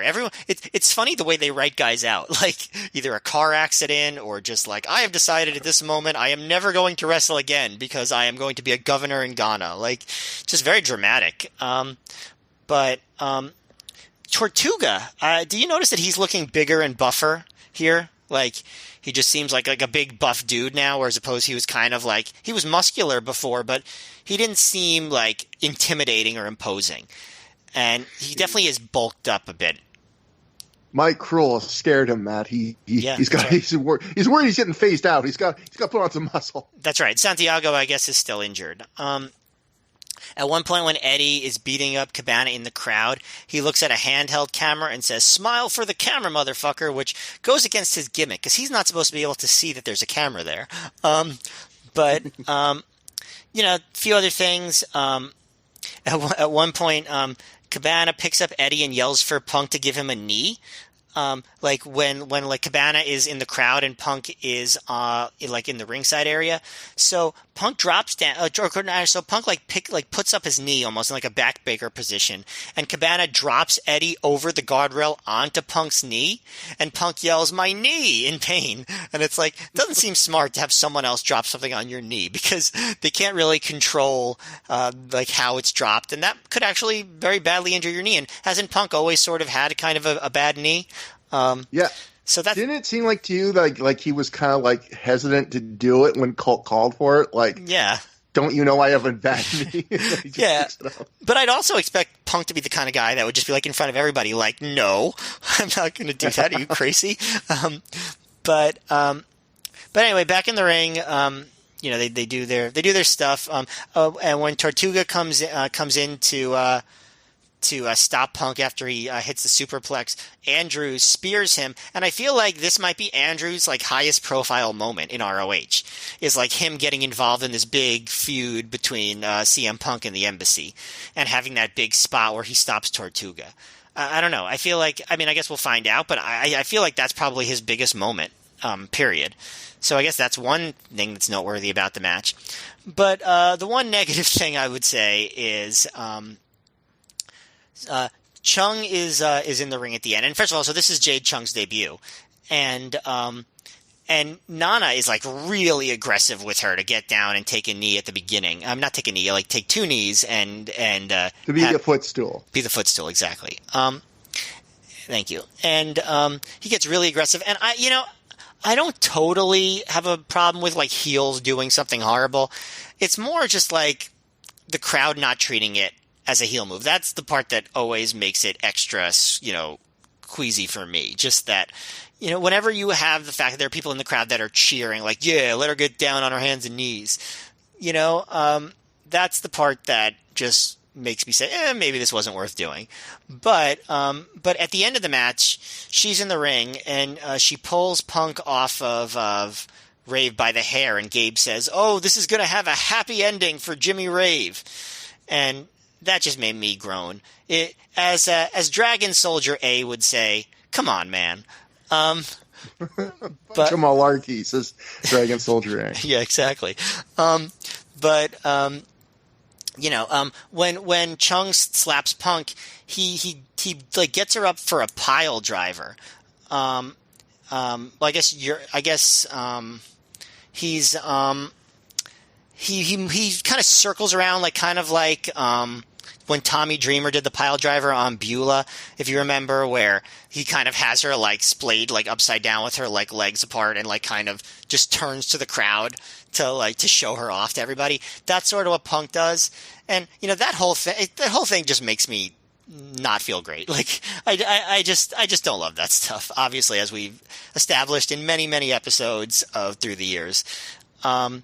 But that's, leads to the ending where Nana comes in and hits Punk with the air freshener cannon and Rave wins. Yeah, like I said, not a huge fan of that kind of match, but they kept it moving. It was good for what it was. See, I felt like that might have actually been Punk doing the spinning her around while he had her in the pile driver position, stalling for time. Because to me, it kind of felt like Punk was supposed to get her up for the pile driver, and that's when Nana was supposed to hit her with the pipe, and he wasn't showing up in time. Because something I've heard from people is that Nana, while a great guy and a really good manager in a lot of ways, would often kind of not miss his he would miss his cues on spots he was supposed to be involved in. In fact, there will be a different match in the Punk Ray feud where he kind of famously screws up a spot. And so part of me was wondering, was Punk doing that to show Jade Chung off when he's rotating around with her? Or is he kind of I have her in the pile drive position, where is he? Because it's not until he basically does a full rotation, then finally Nana gets in there and hits him with the pipe. Well, whether it was intentional or not, it was very reminiscent of Tommy Dreamer and Beulah. Yeah. Either way, the same result. But so after the match is over, Nana gets on the mic to announce Rave as the winner, and then he and Rave pull out a cheese grater, I believe, out of Rave's robe. Nana notes on the mic that Punk has said tonight that he was going to disfigure Rave, and then Rave starts using the cheese grater on Punk's straight-edge stomach tattoo. Gabe goes nuclear Gabe level red on this, just over the top screaming about disgusting, and they cut away pretty quickly from this. We don't really see anything at all. Gabe has to have learned. I mean, maybe he has by now, but the more over the top his yelling is, the less serious those angles seem. Yeah. So this angle is it's remembered, I guess, as not fondly, as kind of a corny, weird angle that didn't work, and I believe neither Rave nor Punk think of it this moment fondly, and we'll get there's a crowd reaction we'll get into after, but I guess first just talking about the angle. It's weird because I appreciate the idea, because when you think about it, wrestling has a grand tradition of wrestlers getting maimed angles, getting blinded, losing your hair, getting a cut, get all this stuff. And Punk and Rave had already done one of those. They already had an angle where Rave blinded Punk with the air freshener. So trying to do a new version of that, the idea of I'm going to slice off your tattoo is an interesting outside the box thing. I think the problem is, one, it's hard to really do that in a really striking visual way, especially if you're not going to show anything. And obviously I'm not expecting these guys to blade their stomachs or anything stupid like that. But at the same time, you don't really see anything. And also, Punk is a guy that has so many tattoos. Maybe this is the wrong way to think of things. I speak as a guy that has zero tattoos, but we'll get into it later when he does a promo, but they're really trying to sell this as like Rave is trying to take CM Punk's identity, and he's taking the feud to a new level, and Punk is super pissed. And I don't know, for a guy CM Punk has a lot of tattoos. He has a Pepsi logo. He has the Cobra from G.I. Joe logo. Like, I don't believe that like getting one tattoo scraped up is like the worst thing that could ever happen to him. I don't know. But don't you know in the upcoming promo he says that it's even worse than beating up his girlfriend or trying to blind him. Yeah, like I was gonna say, Matt, if I was gonna rank, someone attacks a girlfriend of mine, someone temporarily blinds me, or someone like scrapes my tattoo. Scraping my tattoo would be a distant third, where this angle and Punk's promo will get to, as you just said, tries to sell that this is actually the by and large, by far, the worst of the three. This is beyond the pale. Those takes his whole identity.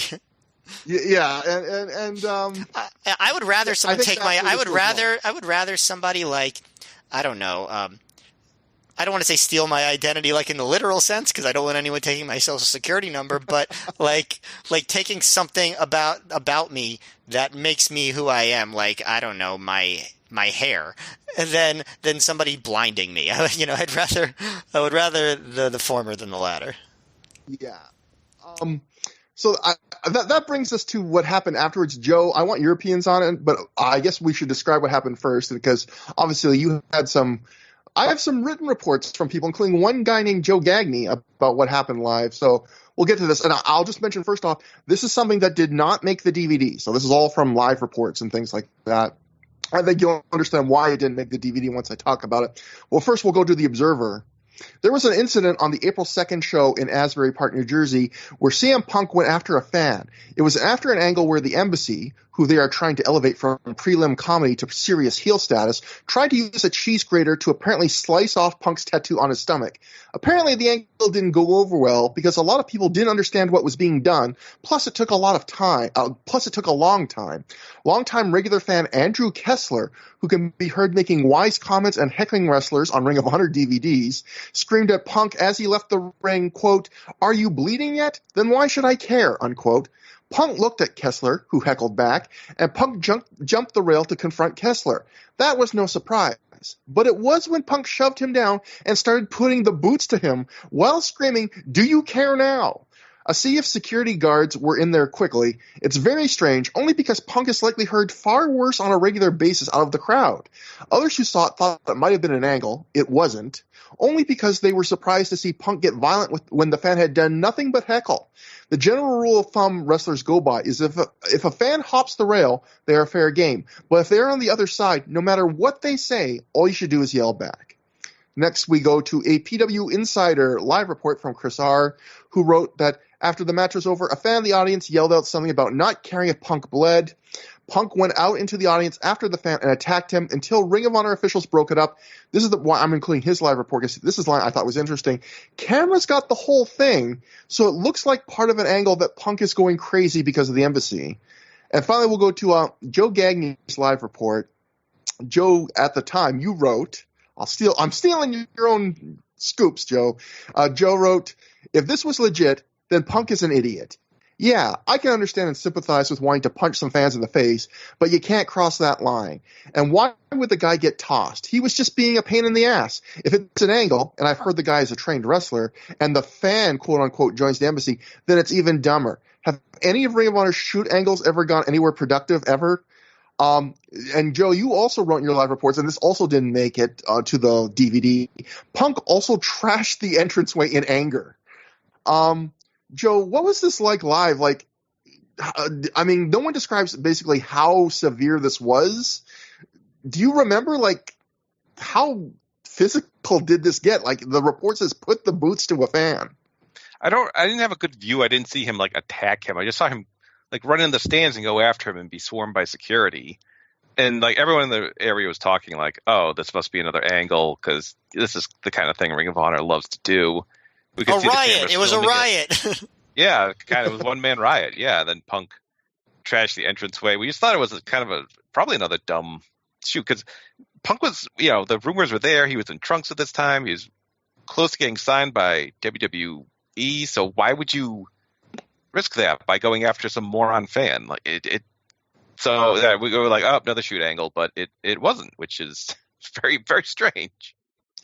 Yeah, this is one of those things where he was lucky he did it back then, because back then, even in the Observer and stuff, it's just kind of, you get this air of reading Dave's report that thought, you shouldn't have done that. But, no one really comes out that hard against it, where I feel like if in 2021, if a wrestler jumped into a crowd, if there were crowds, and attacked a fan for doing what in the grand scheme of things is kind of a dickish, insensitive heckle, but isn't like it wouldn't be in the top 50 worst things I've heard a fan say at a wrestling show. I feel like the reaction would be a lot, and the repercussions would be a lot different. And it'd be the talk of Twitter for a few days. Exactly, and I'm sure Punk is a guy, he's probably full of adrenaline from just working the match. I'm sure he had a big investment in wanting this angle to go well.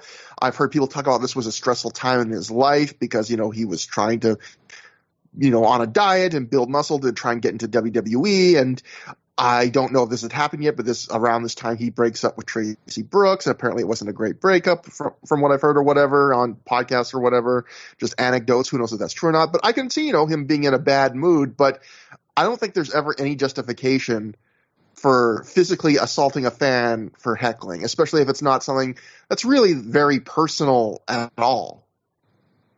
But Matt, do you have any thoughts on this? No, it's inexplicable. But I guess, if you're going to try to psychoanalyze somebody that you've never met before, it sounds like they weren't happy with the angle. There's frustration involved. It was a rough day. And he just kind of maybe it was just a straw that broke the camel's back. That's the only thing I could think of. Actually, going back to you, Joe, going back to the cheese grater, did you, they were saying, Dave's live report thing said, it didn't get over in part because fans didn't really know what was going on. It took a long time.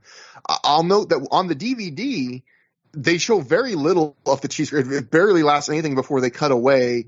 And, watching it live, do you remember, did you know at the time what was going on? Did you clearly see, that's a cheese grater, or did it just look like Jimmy Rave was giving CM Punk a telling me rub and he wasn't enjoying it? No, I had a good view. I figured out what was happening, but if you had a bad angle, you would have no idea what was happening. They were giving him a massage on his stomach, it would appear, if you were at a bad angle. So How long did it go on? How long did it go on live? I don't think it went that long. They, used the cheese grater on him and left is my memory, but this was quite a long time ago. It is interesting, though. I thought the one last thing was going back to that PW Insider live report that said that cameras got the whole thing. I wonder if that was deleted, or if I have seen, clips of things that I've never made Ring of Honor DVDs. I am wondering if there's somewhere in a vault, somewhere on someone's dusty old hard drive, if there's actually video of CM Punk assaulting a fan, because I would imagine if I was running a company, that'd be the kind of thing I would delete immediately. But if cameras really were filming it, I guess technically there's a possibility it still is out there somewhere, footage of CM Punk actually doing this. I've never seen it, if such a thing exists, but it's a weird little thing that happened. Anyway. Whereas if smartphones were more common by then, there would be a million, or not a million, but a couple hundred people that had footage of it. Exactly. Yeah. Another reason he was lucky he did it back then and not now. Yeah. But we go backstage to Gary Michael Capetta. This is intermission, and he's joined by BJ Whitmer. BJ is wearing a shirt that says Pro Wrestlers Fake Orgasms, which when I was writing my notes, I thought, can a man fake an orgasm? It seems like there's usually... I don't know. There's evidence you shall. Let's just say without making this podcast X-rated. I don't know. Anyway, BJ says he's let's go into it. Let's go into it. No, I'm just kidding. Okay. Maybe if you use a prop, you could fake it. I don't know. BJ says he's worked too hard for the tag titles to be stripped from him because Dan Moff's career is over. He's sorry for Dan, but he has to move on. Management called BJ and said he was getting the first shot at the tag titles with a new partner of his choosing. He says when it comes to that new partner, BJ thinks he found the perfect guy, a guy with untapped toughness, a guy he nearly beat to death in Dayton, and he kept coming back against him. BJ says he's picked Jimmy Jacobs. Jimmy walks in hussing. BJ motions for him to knock it off. Gary Michael Capetta makes a weird facial expression. And so, yeah, that's the launch of the BJ Jimmy Jacobs tag team, which would later turn to the BJ Jimmy Jacobs feud, which they'd get a lot of mileage out of that. That brings us back from intermission to the first match of the second round of the Best of American Super Juniors tournament, semifinal match. And that would be Dragon Soldier B defeated James Gibson in 11 minutes, 2 seconds when Spanky threw in the towel, a.k.a. his T-shirt that he had taken off. Before the match, New Japan official Dave Marquez makes his way to the ring, and he talks to Bobby Cruz. Cruz announces that Marquez has ruled that due to a back injury, Gibson cannot wrestle in the second round. Dragon Soldier B celebrates, but a limping Gibson immediately appears, walking to the ring with Spanky at his side. Gibson steps through the ropes, and Soldier immediately attacks him.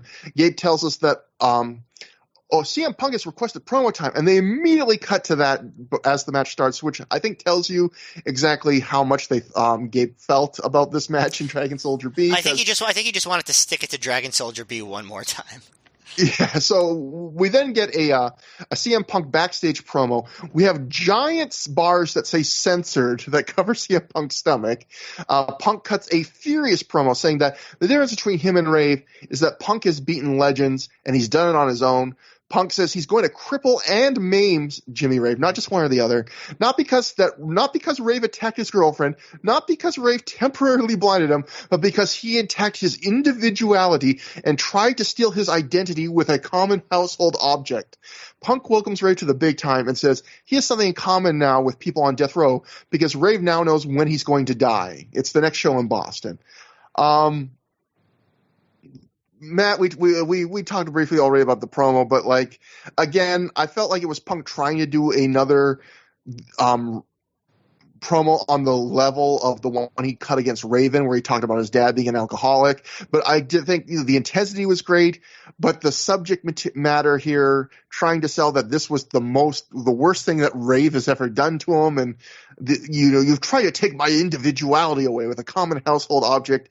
It just came off as corny to me. I mean, do you agree? Yeah, I mean, he was trying to force emotion into something that didn't feel like it earned it necessarily.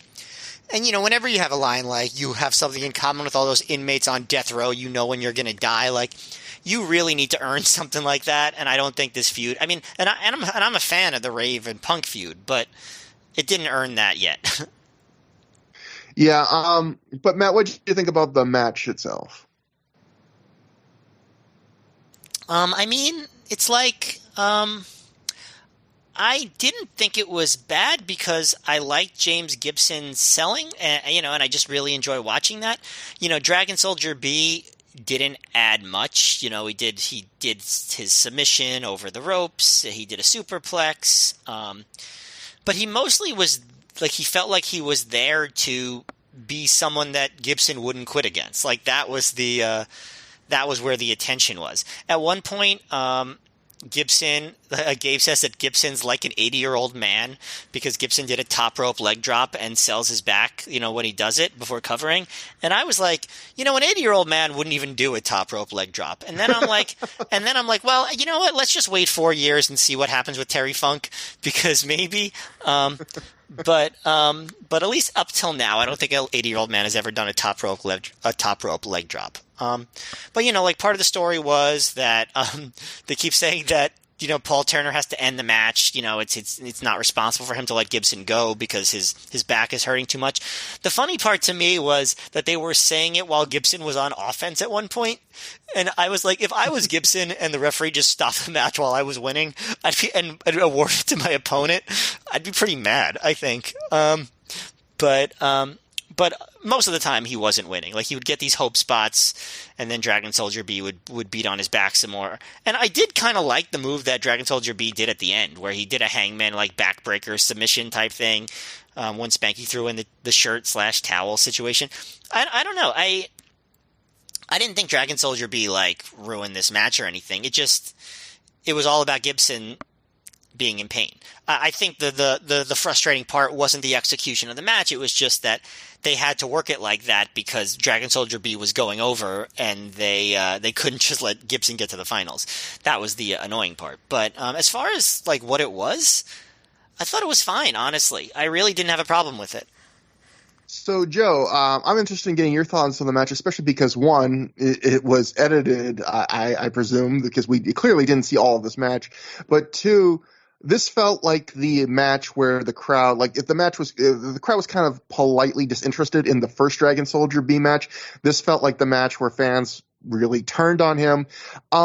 Just going, if you have any memories of this, like, did you get was there some point on this night, maybe during this match, where you got the fear all of a sudden of, oh God, he could win this whole thing? Like, was there some kind of point where you kind of sense that things shifted? And then, of course, how do you feel about this match?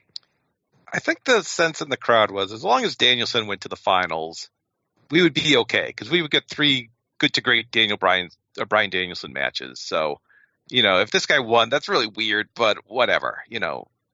We get to see what it is. This match was really hacked up. We saw Punk cut a 2-minute promo, and then we saw 4 minutes of this match. So Dragon Soldier B had wrestled on tape, I think, about 11 minutes between 2 matches at this point. So a little below the 3 hours earlier estimated by Mark Nolte. If there was a match to edit up, it would have been this one because, from what I remember, it was just kind of the same thing, just for a bit longer with Dragon Soldier B working over the back and Gibson not giving up and making brief comebacks. So, it accomplished what it wanted to do, so no argument there. I like the bit with Spanky that plays into their upcoming breakup down the line. So, it was 4 minutes. It served its purpose. Yeah, I thought what we saw going to, like what you said, Matt, was perfectly fine because it was mostly Gibson selling and making one good-looking comeback. And it was funny, too, because the matches, they're trying to sell the story of how Gibson's back is so screwed up. But because of their editing, Gibson has a lot of the offense in the chunk we see because they probably edited out mostly Dragon Soldier B in control. And, yeah, back selling was good, and I felt like this is when you really started to see Gabe doing everything he could to try and minimize the damage of this tournament's booking being kind of foisted on him in some ways, because he gives Gibson this big out where he has this back injury, and it's not even caused by Dragon Soldier B, it's caused by Roderick Strong, and he uses it, and he has it so he doesn't really lose because Spanky throws in the towel, and like Joe says, that furthers the whole kind of simmering feud beneath the surface where Spanky can say, hey, I'm doing it because I'm your friend and I care about you. But after the match, Gibson's legit pissed. And Gibson still gets the title shot on the very next show. So they have to keep him protected for that. Yeah. So I felt like this was Gabe this is probably as good as Gabe could have done with the idea that all of a sudden this got foisted on him that he had to have Dragon Soldier B win the whole tournament. I felt like this was pretty good booking in that sense.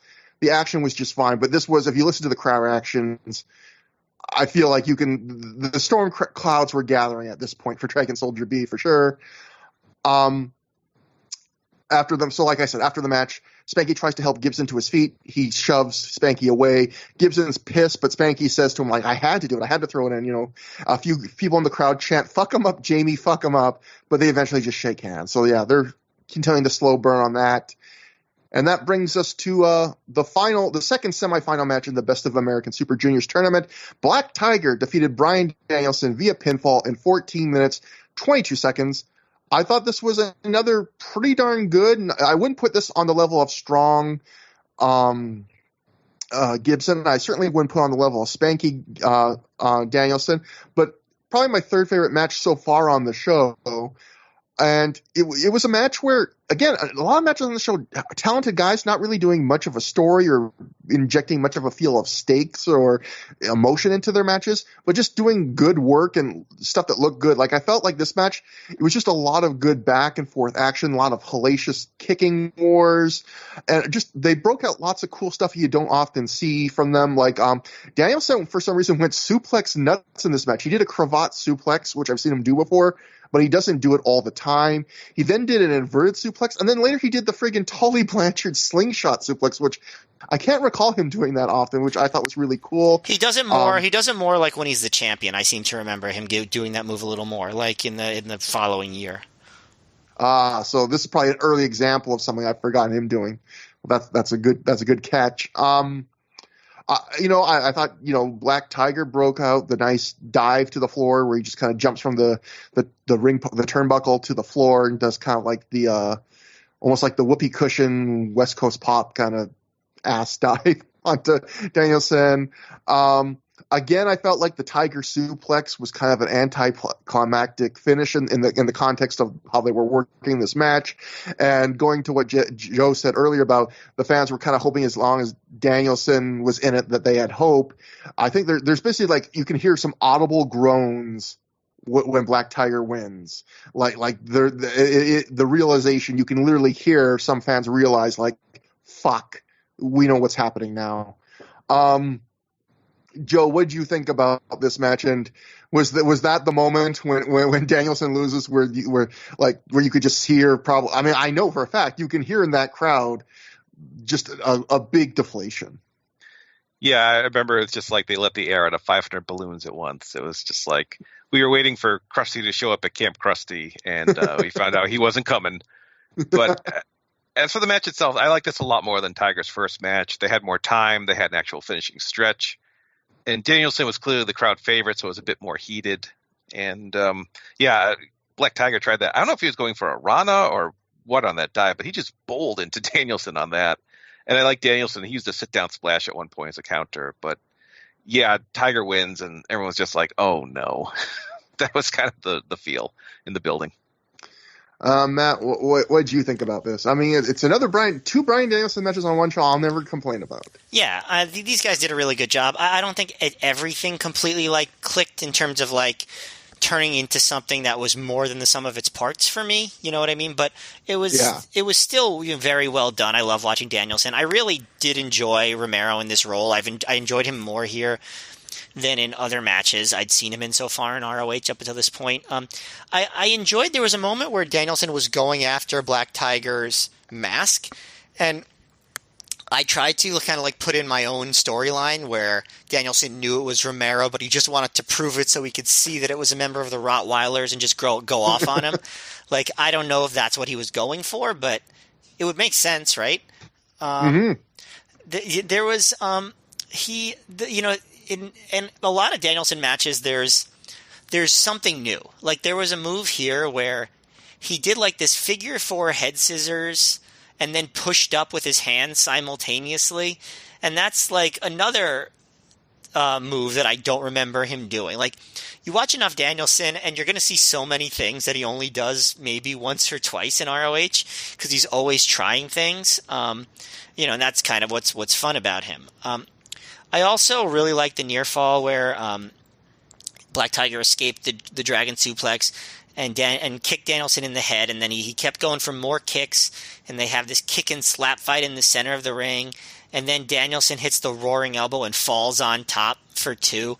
Like, at this point in the match, every time Danielson got a near fall, the crowd would really pop big because they really wanted him to win, and like you said, it was very audible, the deflation when Black Tiger won. But Gabe did a good job of putting Black Tiger over. Like he wanted to make sure that he gave him his due. He actually said at the end, like, this isn't even considered an upset. Black Tiger is that good. So I appreciated that. Although Romero didn't stick with the Black Tiger gimmick in ROH for that long. I think he only has a couple matches after this with that gimmick.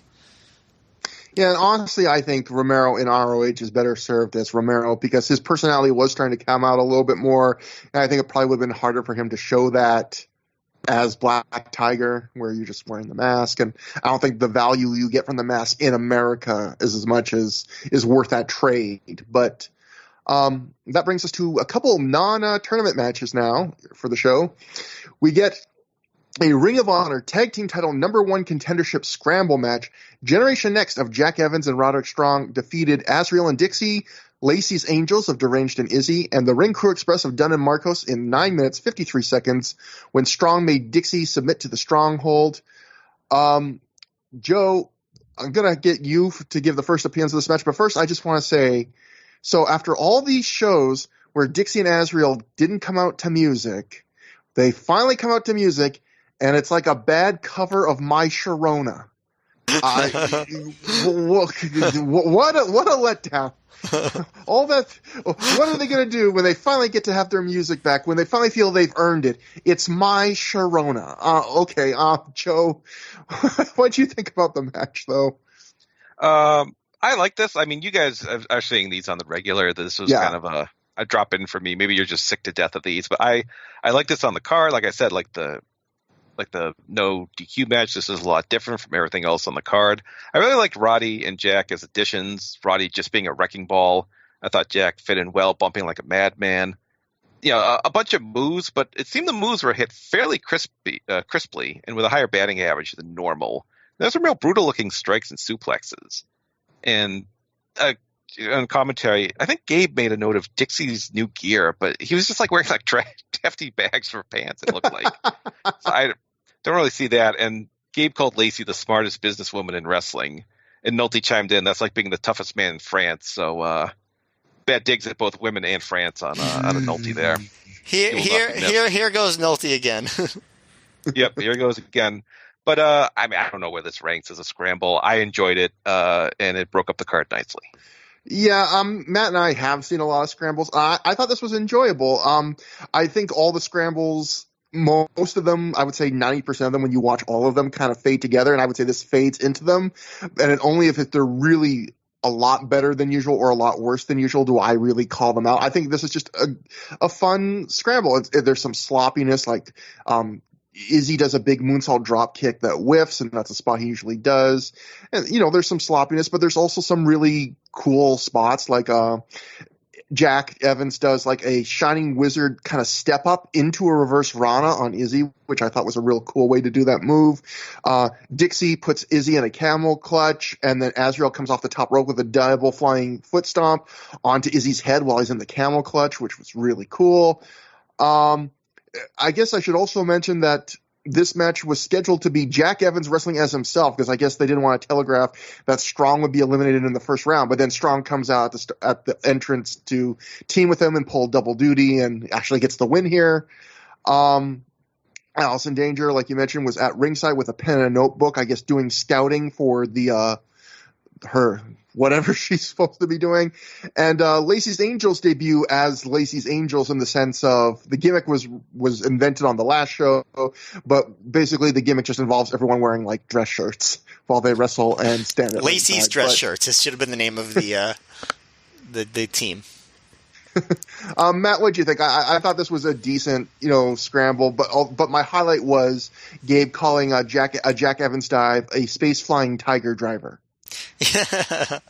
Yeah, that was a good one. It was funny because we just talked about that move on the last show. But yeah, I pretty much agree with you. Like, seeing so many of these makes your standards higher. So this match, I actually thought could have been better, but I still thought it, was fun. Had some fast-paced, exciting moves.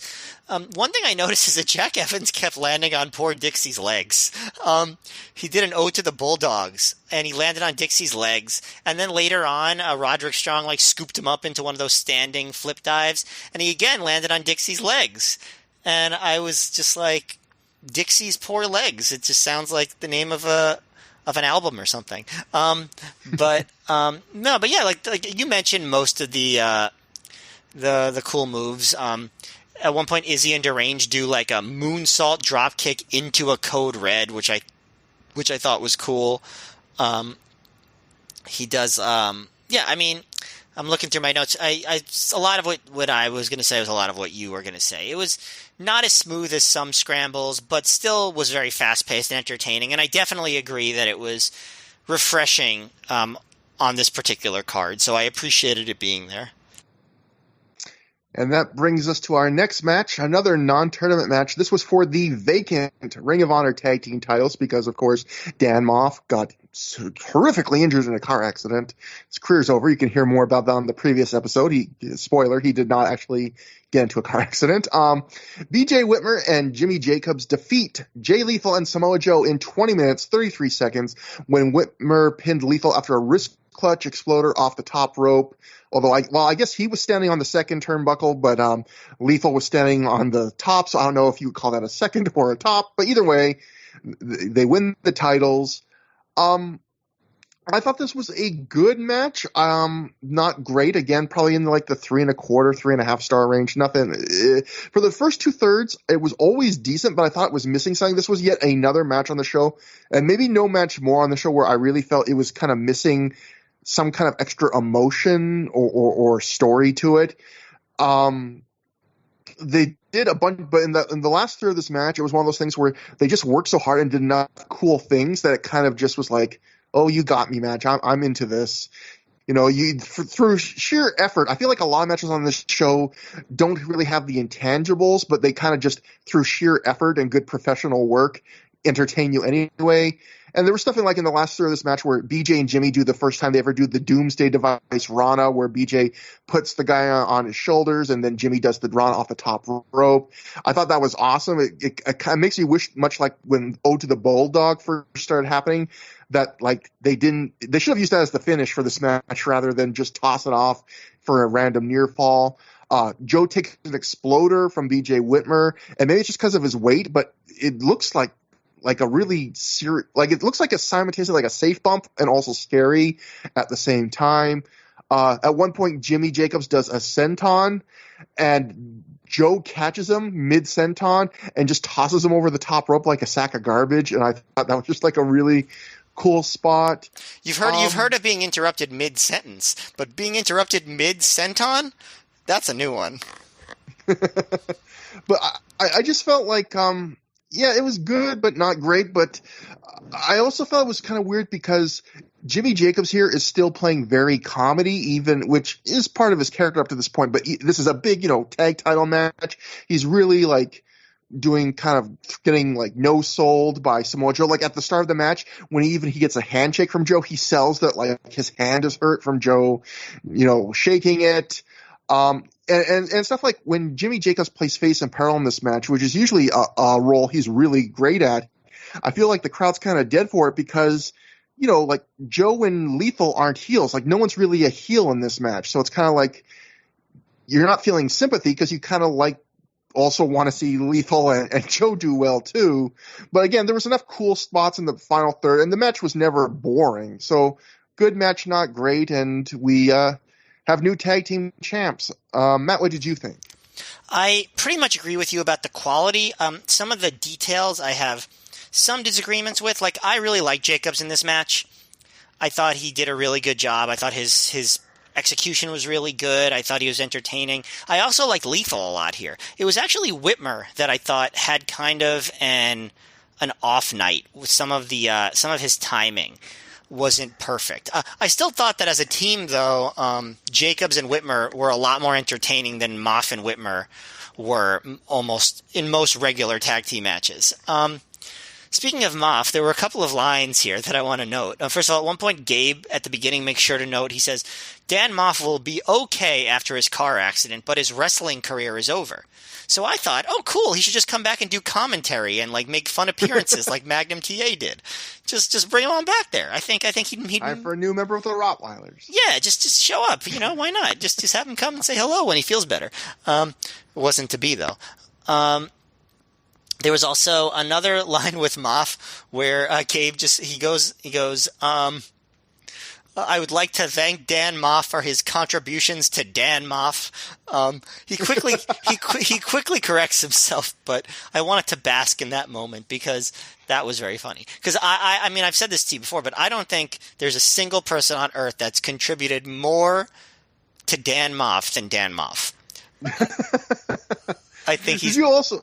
Sorry. Oh, I was just going to say, did you also notice, I thought this was interesting, when he also thanked Dan Moff for everything he's done for Dan Moff, Gabe also called Moff an absolute class individual. And given the context of what we know, I feel like that must have been a real tightrope for Gabe to walk, because it seems like he didn't want to bury Moff, but at the same time, one of your top wrestlers definitely wants to bury Dan Moff. So it's kind of weird to be he went out of his way to be he's an absolute class individual. We thank him for everything he did. He was a big part of the start. He was part of the opening segment of the first show. But yet, if you know the story behind it, it's a real weird to hear. Well, it was, I mean, also, we don't know for sure what the real situation was. No, maybe Gabe does. I don't know. But yeah. I'm not even saying Moff did anything or didn't do anything, but just based on the fact of knowing that, one of your, I wonder what Homicide would feel if he knew Gabe was, calling Dan Moff an absolute class individual. Maybe those were the terms. Maybe Homicide was you can't bring him back, but you could one time call him a class individual. That's the nicest thing you're allowed to say about him. There was another part where, Jacobs and Lethal were doing some fun, like, arm drag trading, and, like, there was a long spinning head scissors by Jacobs, and Nolte goes, if Bryan Danielson calls it the airplane spin from hell, that's the head scissors from hell. And I was just like, Danielson doesn't call it the airplane spin from hell. I had never heard him say that. Just making stuff up. Another funny commentary line was Gabe said that the ROH officials ruled out the Embassy as culprits in the Jay Lethal Trios tournament attack because they have an alibi. They were all at Prince Nana's limo eating shrimp cocktail. And I was just like, sitting in a limo eating a lot of shrimp cocktail before you go out and do something very physical, I don't know. That doesn't seem like a good idea. Like, yeah, let's load up on shrimp cocktail, then go have a fight. I don't know.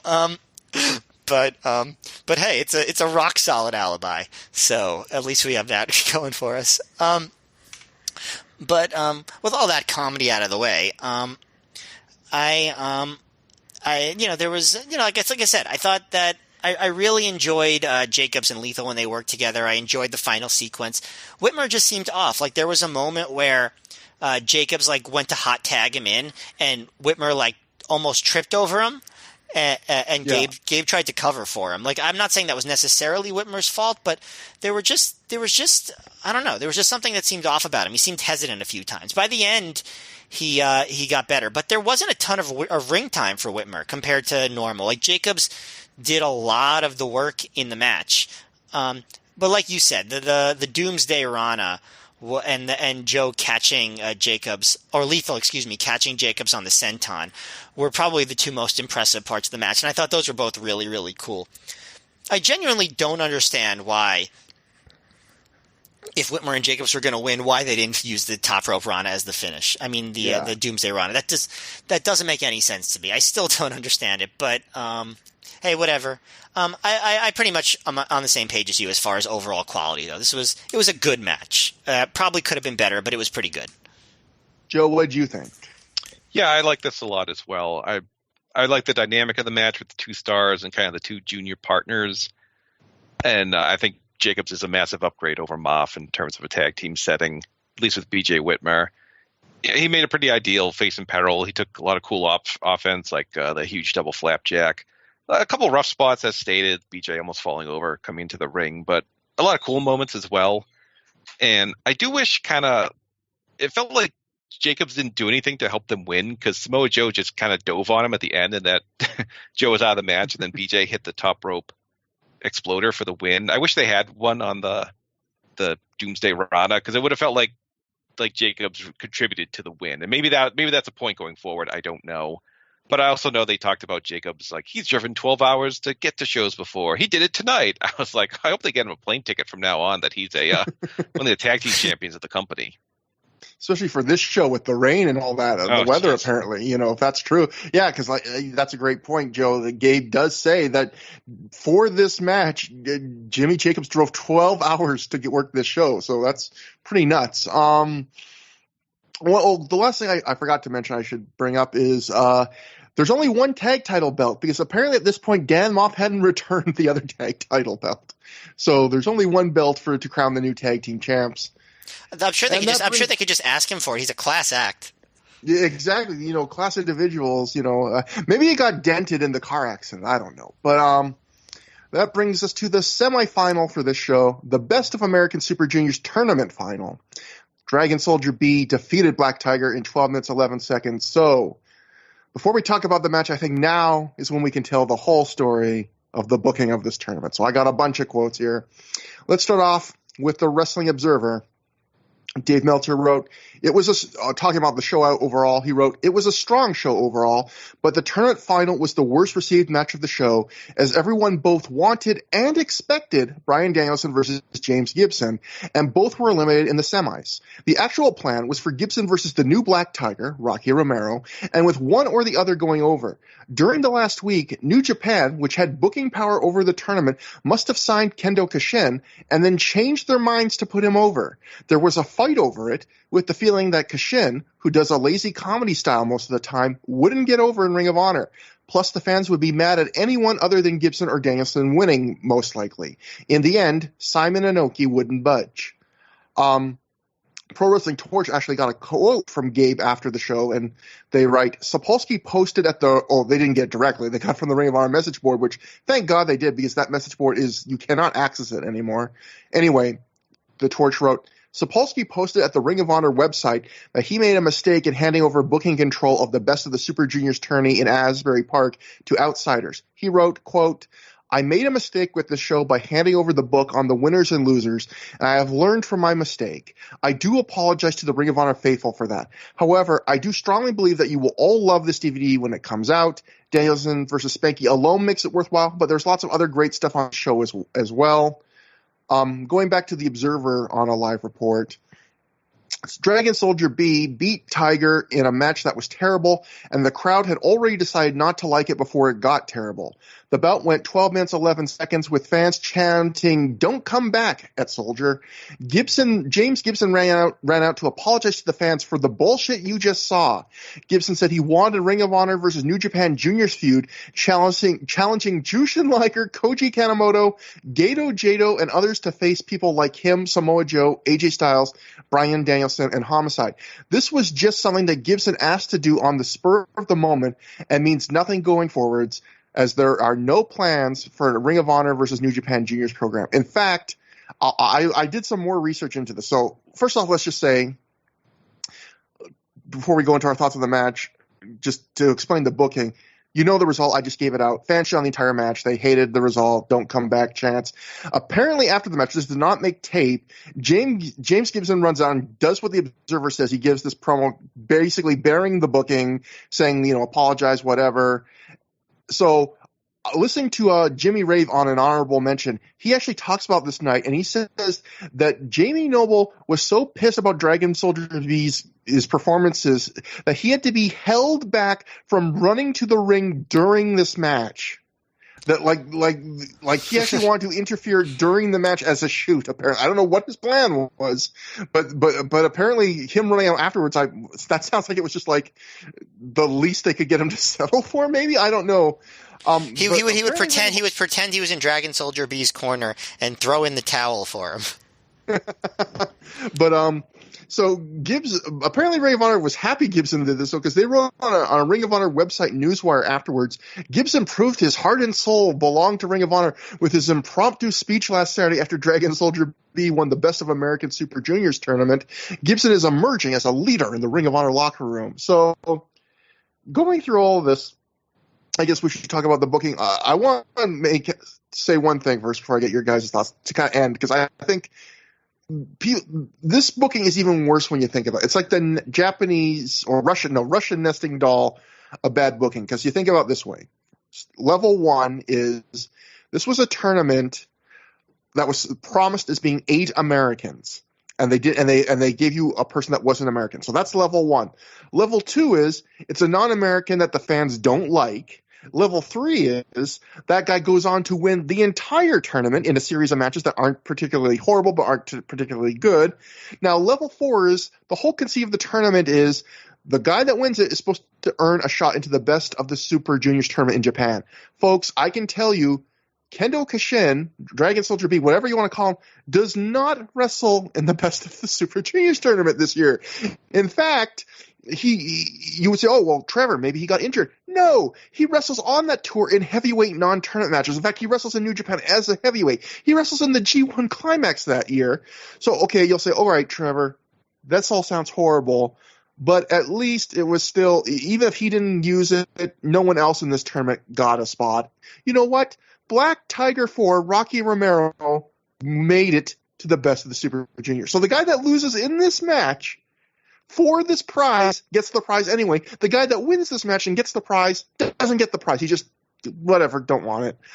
And again, the booking of this show, I mean, this show gets shit on a lot, and I would argue kind of unfairly in some ways, because the booking of this tournament kind of overshadows everything else.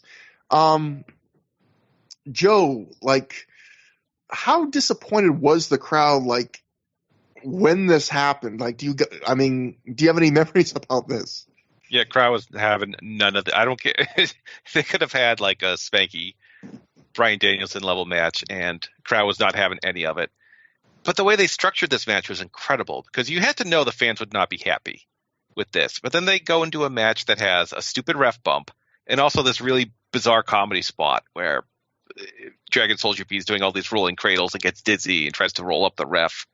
And the the announcers are just dumping on him the whole time. They're like, the fans are right. And I think Nolte said Danny Hodge would not be impressed. But, Kendo Kashin was a decorated amateur wrestler and he won a shoot fight. Maybe Danny Hodge would be impressed. We don't know. And, at least we got to see the pretty New Japan mat for this match. They brought it out. But no, this was just, yeah. I mean, this is as fascinating a match as you'll see in Ring of Honor just because of how everything just went wrong with this. And then, James Gibson runs out afterwards to cut a promo and, he was going to be Dragon Soldier C later on, the C standing for Confederacy. Oh. But yeah, just a memorable mess in the annals of Ring of Honor. Matt, your thoughts on the booking on the match? I guess one thing I just want to say too is it's funny where in recent years people you would see people say, "Oh, New Japan is really taking advantage of Ring of Honor. New Japan's ruining Ring of Honor," about like the modern New Japan Ring of Honor relationship. And I always thought like New Japan, yes, sometimes their talent looked better than Ring of Honor talent stuff, but Ring of Honor from the modern New Japan relationship gained a lot. They had their best ever attendances. They got access to great talent and the Bullet Club, which was a huge drawing card for them. They got to run a co-promoted sellout show in Madison Square Garden. Like, I always want to say to those people, if you want to look at if you want to see what it looks like when New Japan fucks over Ring of Honor, watch this show because this is what it looks like. This is what it and also this booking, no one gained anything from this. Like, here's the thing, New Japan didn't gain anything from this. What did they get? They got a win in a show where it ends with the crowd chanting "Don't come back" at a guy in a series of of not great matches. They don't even use the stip that this whole tournament was built around. It just, no one won from this. No one, like nobody, not Dragon Soldier B, not New Japan, not Ring of Honor, like nobody benefited from this. I wonder if it was all just so they can get like pictures to put in magazines of him beating, Matt Sydal, who I don't even know if Japanese fans knew who he was at that time, of beating James Gibson / Jamie Noble, of beating Black Tiger and just having his hand raised. Like, I wonder if that was it. I also thought it was funny that they put out the whole New Japan like canvas for this, and it just feels like this wasn't worth it. This wasn't worth changing the canvas for. It's funny because you mentioned like one of the things that made this bad was that it was supposed to be the best of American Super Juniors, and they have a guy who wasn't American. I think that if it was somebody that people really liked and somebody who put out good performances, I don't think that would have been that big of an issue, like if it Definitely. was, if it was like, let's just like randomly say like Kenta, for instance, I know he wasn't in New Japan, but like if he was in the tournament and won it, I don't think anyone would be like, what? It's supposed to be American, like I don't think that would be a thing. I think it's just that Dragon Soldier B was, kind of sucked and didn't really have matches. Like he just had like 3 short nothing matches. In fact, when Gabe complains about how it's supposed to be the best of American Super Juniors, Nolte says, "I'm not sure the nation of Japan wants to claim this guy either," which I know was another pretty good line from Nolte. He's going out with some solid lines here, I gotta say. But I think it was hard for me to pay too much attention to the match because it was much more focused for me on the announcers just burying this the entire time. Like they are just so resentful that any of this happened, and of course the crowd booing. Like, yeah, they do the wacky roll up thing where Dragon Soldier B is dizzy, and they do these like tombstone reversals with Black Tiger eventually on the apron, and then does like a very slow West Coast pop for 2. And then the tombstone gets 2, and then the crowd is just booing like crazy. But actually, when Dragon Soldier B does his flipping armbar thing off the ropes and gets the win, Gabe actually puts the move over. Gabe's like, finally, he does an impressive move, and it was a pretty good move. But the commentary provided all the entertainment in that match. Like for me, anyway, there was really no value to be had in the match itself. That said, again, I mentioned this earlier. It doesn't have the visceral sting for me that it would have at the time. The idea that like, oh man, this booking is terrible. It's like, now it's just kind of amusing. At the time, again, it was probably really, really, really frustrating.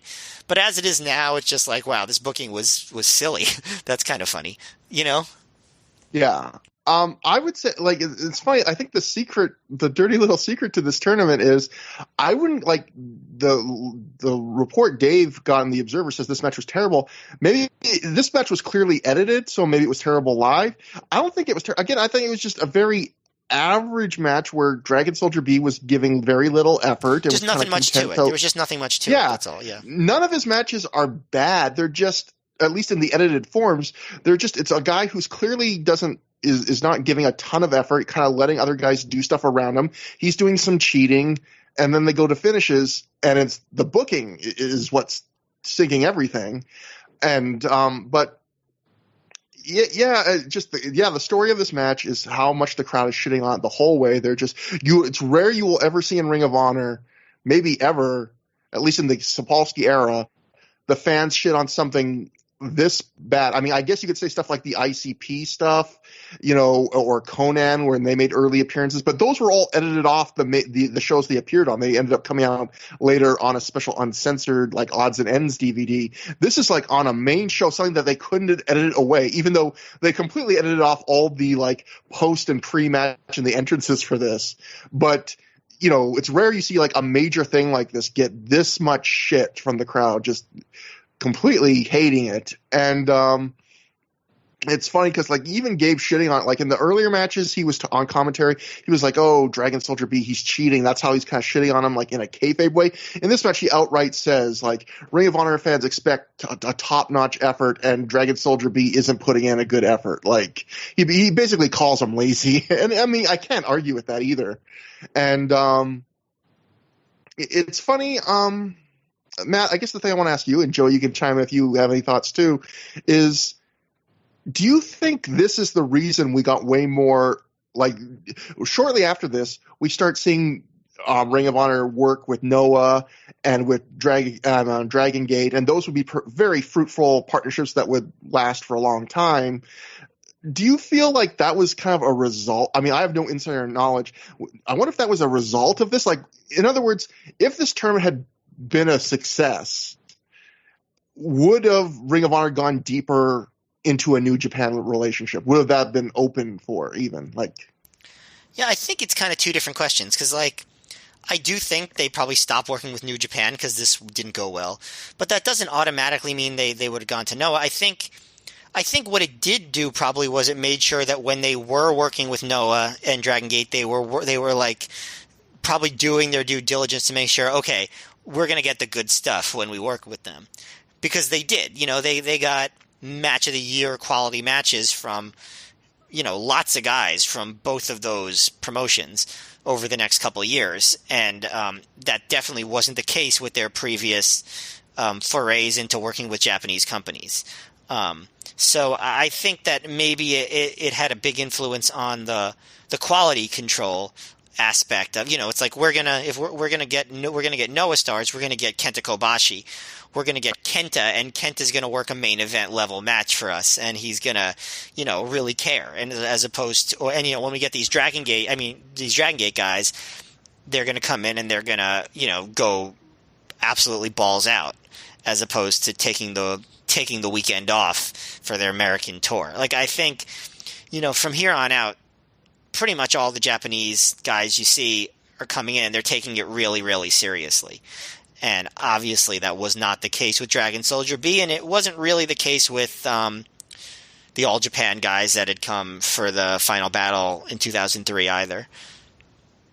Yeah, so kind of the end of that kind of era of Japanese or foreign talent coming in where, the expectations are going to start changing very quickly. But that was that. Just the story. It's definitely, I don't say everyone should have to watch this, but if you're watching the show, I wouldn't skip this because it's such a weird little piece of history. And again, it is edited down, so it's not even really a painful watch. And even just to see them chant "Don't come back" right after he wins, like it's an interesting curiosity, I would say. But that brings us finally to the main event, the Ring of Honor World Title match. Austin Aries successfully defended the title by defeating Homicide via pinfall in 25 minutes, 38 seconds after he hits 3 consecutive brainbusters and a 450 splash. Joe, I believe Gabe said on commentary that this match was starting at quarter after midnight. And this was a match where, credit to you and your fellow audience members, the crowd, I would say by the end of this match, was as loud as for the key spots as they were for anything else on the show, including the really hot opener. What do you think about the match, especially watching it back after all that time? Because, you would say this match is in a pretty horrible spot starting this late on a show this long, following a match that was hated that much. So what did you think? Yeah, I think the fans kind of realized, like, all right, we just saw a really bad tournament final, but we like both these guys. They're a tough spot. Let's just try to make something of the night and go nuts for this match. And it was a very good match. Like you say, it was 12:15 and went like a long time. So it probably got done around 12:40 in the morning. And then, they wrestled back and forth for a bit. It was good. There was this crazy spot where Homicide just launched Aries outside the ring. He just bonked on the table, and they go back and forth. And there's a spot where Aries hits a burning hammer and Homicide kicks out at one and just gets enraged and hulked up. And I guess the idea is that that's Dan Moff's move, and Homicide hates Dan Moff. Oh, I totally missed that. Thank you. But in storyline, Dan Moff was in a car crash, so it doesn't really make a ton of sense why Aries would do this move and why Homicide could just no-sell it. That was a bit silly for me, but at that point the match really kicked up. There's another brutal table bump outside where Homicide just dives on Aries and table doesn't break and just splats him. Julius Smokes breaks up a pin and Danielson comes out. We get Danielson versus Smokes in a 6-star confrontation. And there's a great spot. Homicide hits a lariat and Aries just pinballs for it. I think you posted a clip of that on Twitter. Yeah. That was a great near fall, and they fight back and forth. And like you said, Aries hits 3 brainbusters and a 450. And very good. And the last 6 or 7 minutes were just excellent. So a very good, 2 very good matches to kind of bookend the show. I think they were the high points of the card overall. Matt, do you agree? Yeah, I thought this could have been a really spectacular 15-minute match. As it was, I thought it was a very good 25-minute match. I thought the last, like you said, like the last 6 or 7 minutes where they get into the near falls were just fantastic. Like they just went balls out, and they were. I've used that phrase a lot more tonight than I have like in the past 10 years, but I'm going to say it a lot now. Balls out. They really did. And I just thought there was maybe not enough in the first 2/3 of the match to justify the length. I think they wanted it to be epic, and I think they probably would have been better off just making it a little bit less epic. I think part of that, maybe they needed that time to get the crowd, awake after everything they had just been through. I don't know. But I just feel like the match would have been a little better if it was shorter. But there was, some cool stuff early.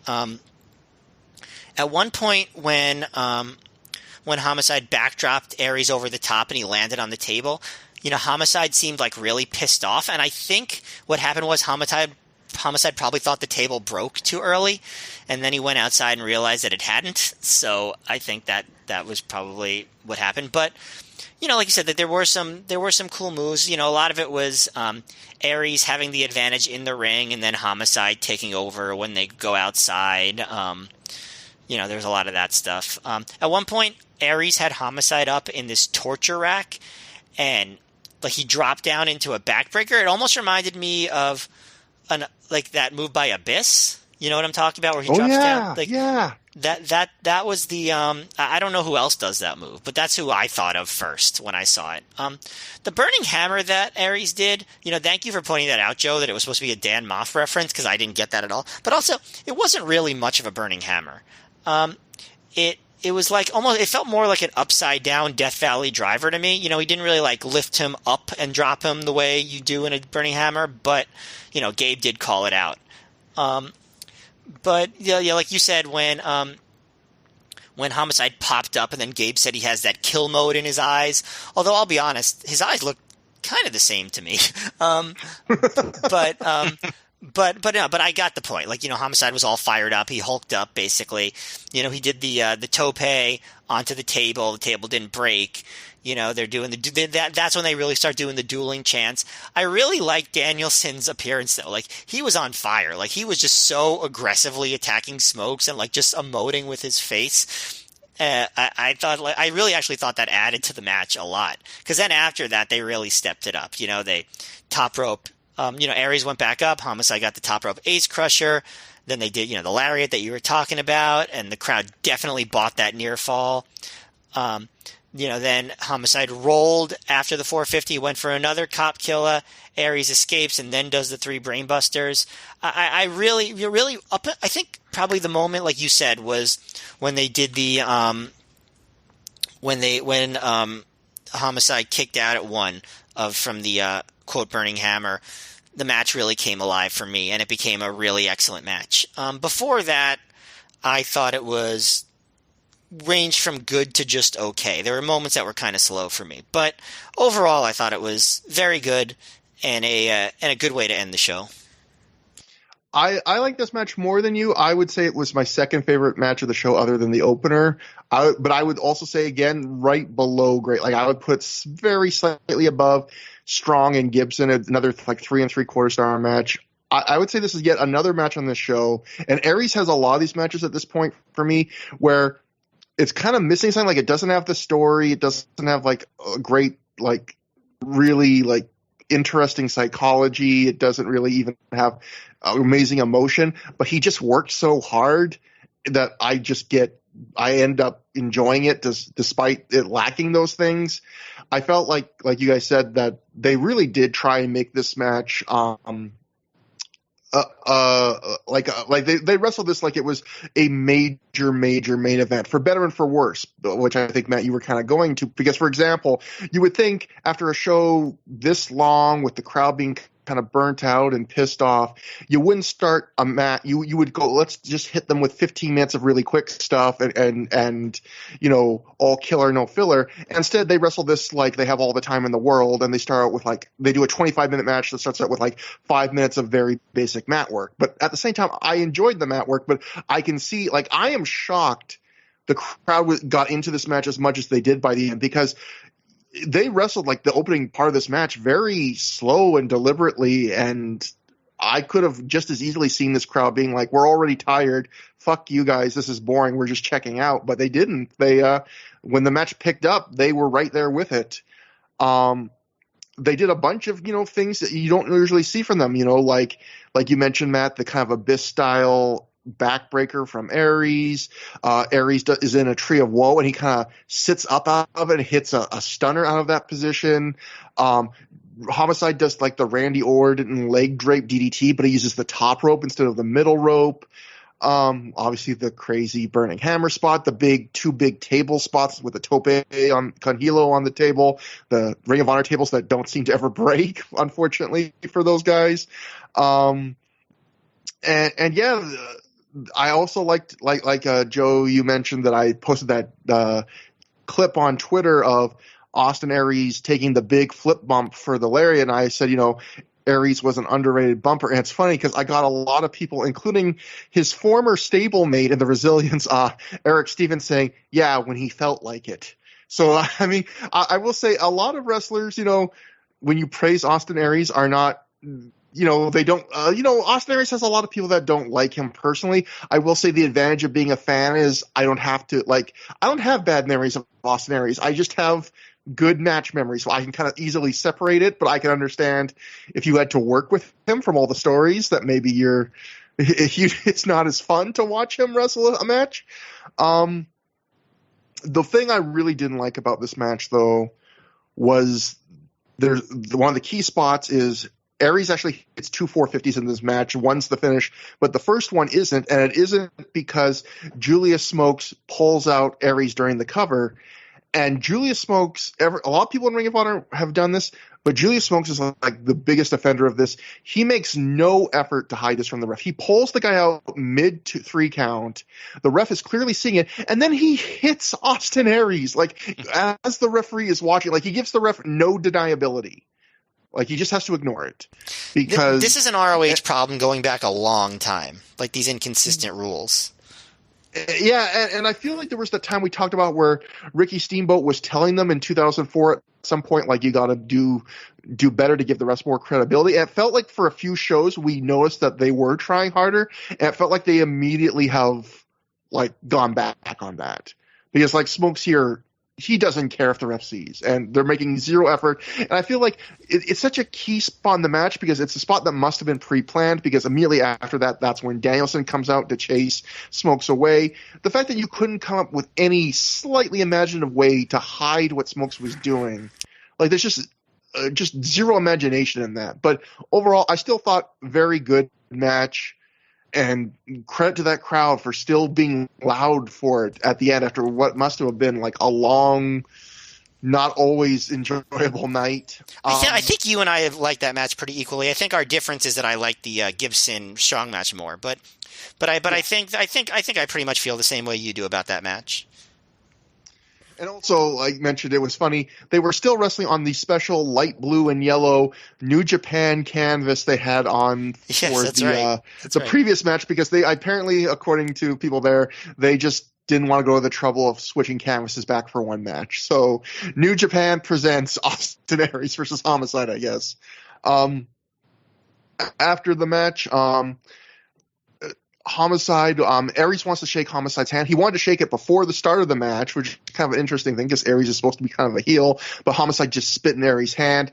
After the match, Homicide teases that he's going to shake, but instead he just flips him the bird and walks away. And that's the end of the show. We don't even get a post-show interview or anything. Again, this is a very tight squeeze to fit all of this into 3 hours, but they got it done. So before I get your thoughts on the show, I'll read a couple quotes from people that otherwise on the show. From the PW Torch, Gabe Sapolsky complimented the Spanky versus Bryan Danielson match that opened the Asbury Park event. Quote, Spanky versus Bryan Danielson was such a great match, and I believe it will get match of the year consideration, Sapolsky says. I was very happy with all the matches except for a couple of the tournament matches. James Gibson versus Roderick Strong, Black Tiger versus Alex Shelley, Black Tiger versus Bryan Danielson, the tag team scramble, the no DQ brawl with the Saints and the Embassy, and the tag title match were all good to great. The night ended on a high note with a tremendous title match between Austin Aries and Homicide. This night may actually go down as one of the most important nights of Austin Aries' Ring of Honor career, as he proved he could go on in the main event after a very long show and still hold the crowd and deliver a match that had people on their feet so late in the night. And then some schmuck named Joe Gagne had a live report, and he wrote, afterwards, our bus gives American Dragon, Kendo Kashin, and Marquez a lift to their hotel. Kashin did not wear his mask in the bus, but did wear a towel over his head until we got inside. It was weird sitting with the guy after we all badmouthed him at the show, but he didn't seem depressed or anything. Dragon is just a way cool guy. I sat in the back of the bus, so I didn't get a chance to chat, but I heard him discussing why The Two Towers was the best Lord of the Rings movie, and if he should sell fake beards at shows, I'd buy one. I agree I agree with him about The Two Towers, for the record. Joe, that is an amazing little anecdote there. First off, I am so glad you have recorded that for history. I'm glad we get to amplify that a bit on our show.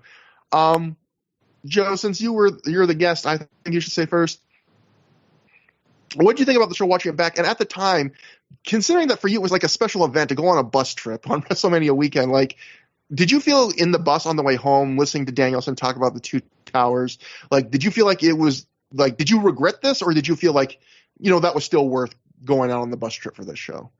I think I felt it was still worth it, even though it wasn't quite what we had hoped it would be. Because it was, back in my young single days, it was WrestleMania weekend. Like, why not have a little adventure? I'd never done a bus trip kind of anything like this before. So if it was something I'd done on the regular, maybe I would have felt differently. But it's a little adventure.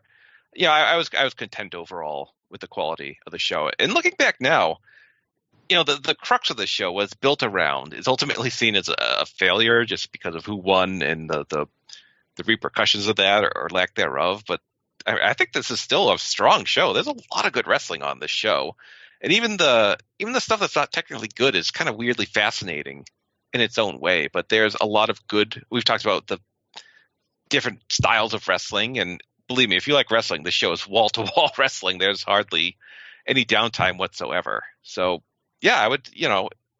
There are other shows that are probably good, but they're just good. They're not interesting beyond that. But this show is good and interesting in its own weird way. That's a really interesting point. Matt, I'll let you get final thoughts, so I'll go next on this. I'll just say I agree a lot with Joe, and I feel like listening to the An Honorable Mention podcast about this, I think Shane Hagedorn said that this DVD didn't particularly sell well, was his recollection. That it probably only sold its initial run and they never went to reprints for it. And I remember this being one that would come up in sales a lot.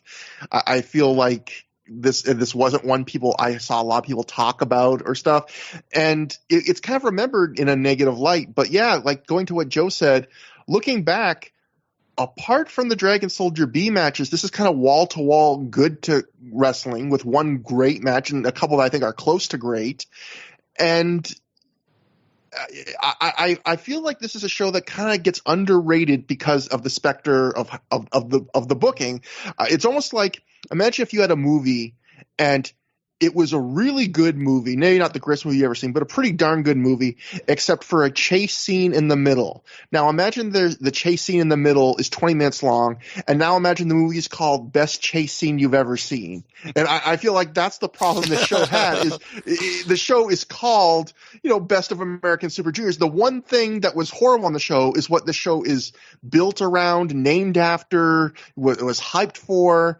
And unfortunately, I think that kind of brings in the people's minds, that brings the show down. But I feel like in a different world, that wouldn't be a problem. And also, I really feel like I kind of fantasy book in my head, if Dragon Soldier B's not in this tournament and they have someone else in his spot and there's one more great match on the show, like one more great one, we'd probably be talking about this as a show of the year contender. But instead, we get a tournament that fizzles out and 3 meh matches in the middle of a show in important spots. But I would say this is a pretty good show that's worth watching. And I would even say watch the Dragon Soldier B matches because they're weird novelties. Like Joe said, they're interesting and they're all edited, at least the last 2 and the first one short. So they're not painful to watch. I would say this is a pretty good show. And it's unfortunately, it has to live with kind of the Dragon Soldier B ghost haunting it. What did you think, Matt? Yeah, I agree with both of you. I also, think that the Dragon Soldier B stuff, like I said, because time has passed, it's not as annoying anymore. It's just kind of odd and interesting. So, like, with that being the case, yeah, I think the whole show has stuff worth watching. And I actually probably liked it more than you because I thought there were 2 great matches on the show and some other very good ones. So I think this, the first hour of the show is really, really good. The last match is quite good. I thought the tag title match was good. Danielson versus Black Tiger, good match. The Dragon Soldier B stuff is weird and entertaining. Yeah, I think this is a pretty darn good show. I think that there have been several shows in 2005 so far that were not as good as this one. I probably like this show better than, definitely better than Trios Tournament, better than It All Begins, better than Back to Basics, maybe even better than 1 or 2 of the anniversary shows. I think this is a darn good show. It's just, like you said, plagued by a strange oddity in booking that isn't as bothersome so many years later. So I think that the show's even better now probably than it was then.